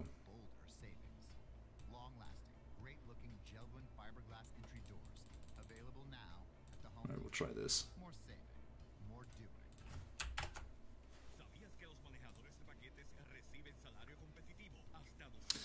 Someone yesterday was listening to Big Hero 6, and they said it was really good. Did it just come out or something? It can't have.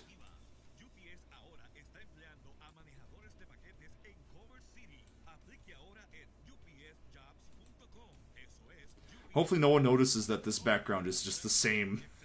This thing's scrolling by over and over.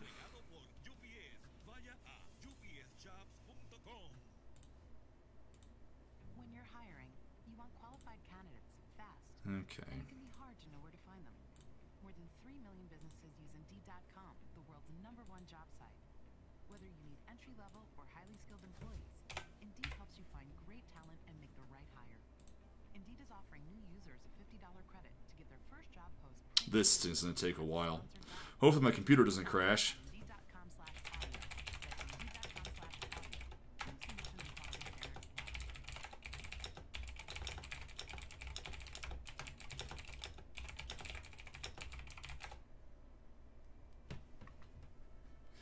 Oh yeah, Big Hero 6 is one of my favorite animated movies. It's really, really good.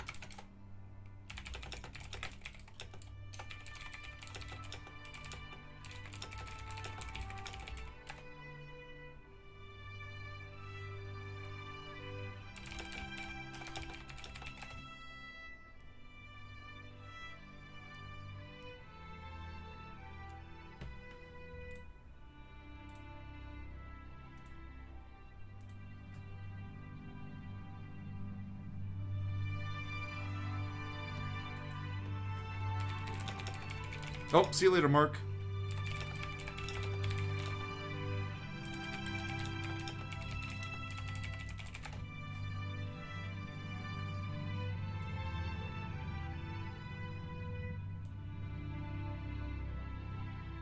Have a good night.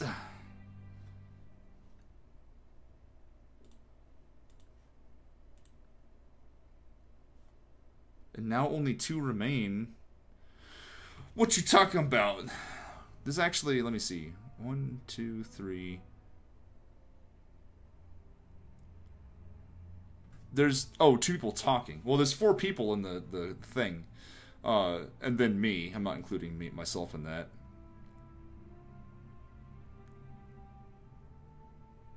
I can see everybody. Since I've been using Onkbot again, I can see who's in my chat room. I don't call them out, because I think that would be dickish, but I know who's here and who's not.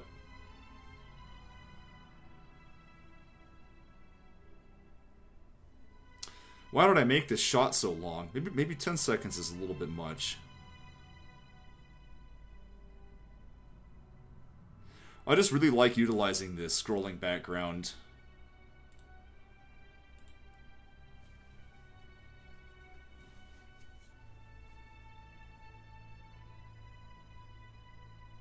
I took the trees out of it, the close-up ones, because I didn't feel like having the friggin' lights flicker and keeping everything synced up.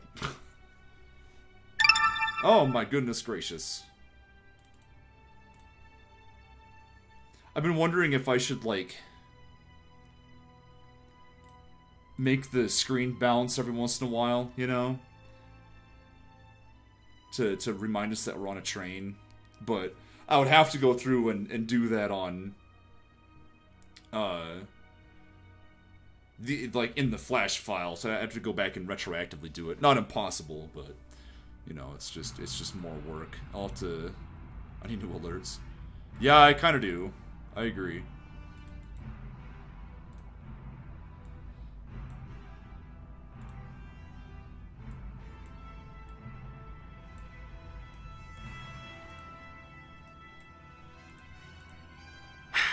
That eyepiece you're wearing, I'm guessing it's a modified arcane difference filter.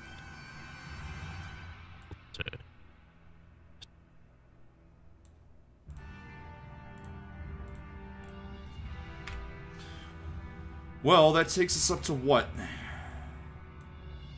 We went from 119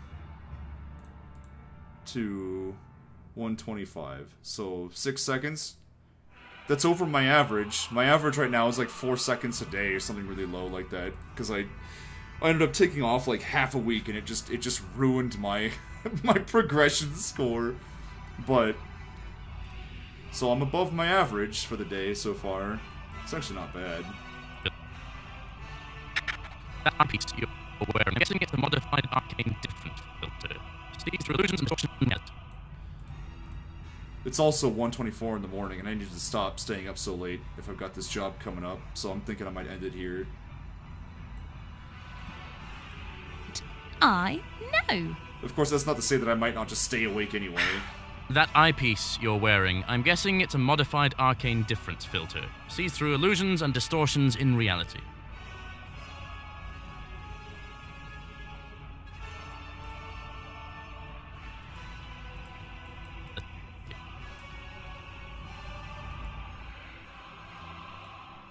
I just stream Ark. No, that's a bad idea. If I start playing Ark now, I'll be on it for like the next 6 or 7 hours. Because I get really wrapped up in that game when I play it. Nice wearing. I'm guessing it's a modified arcane difference filter. Sees through illusions and distortions in reality. I'm half tempted to just finish this line, but it will be a little bit of work. Well, maybe not. Valdros doesn't move a whole lot when he talks.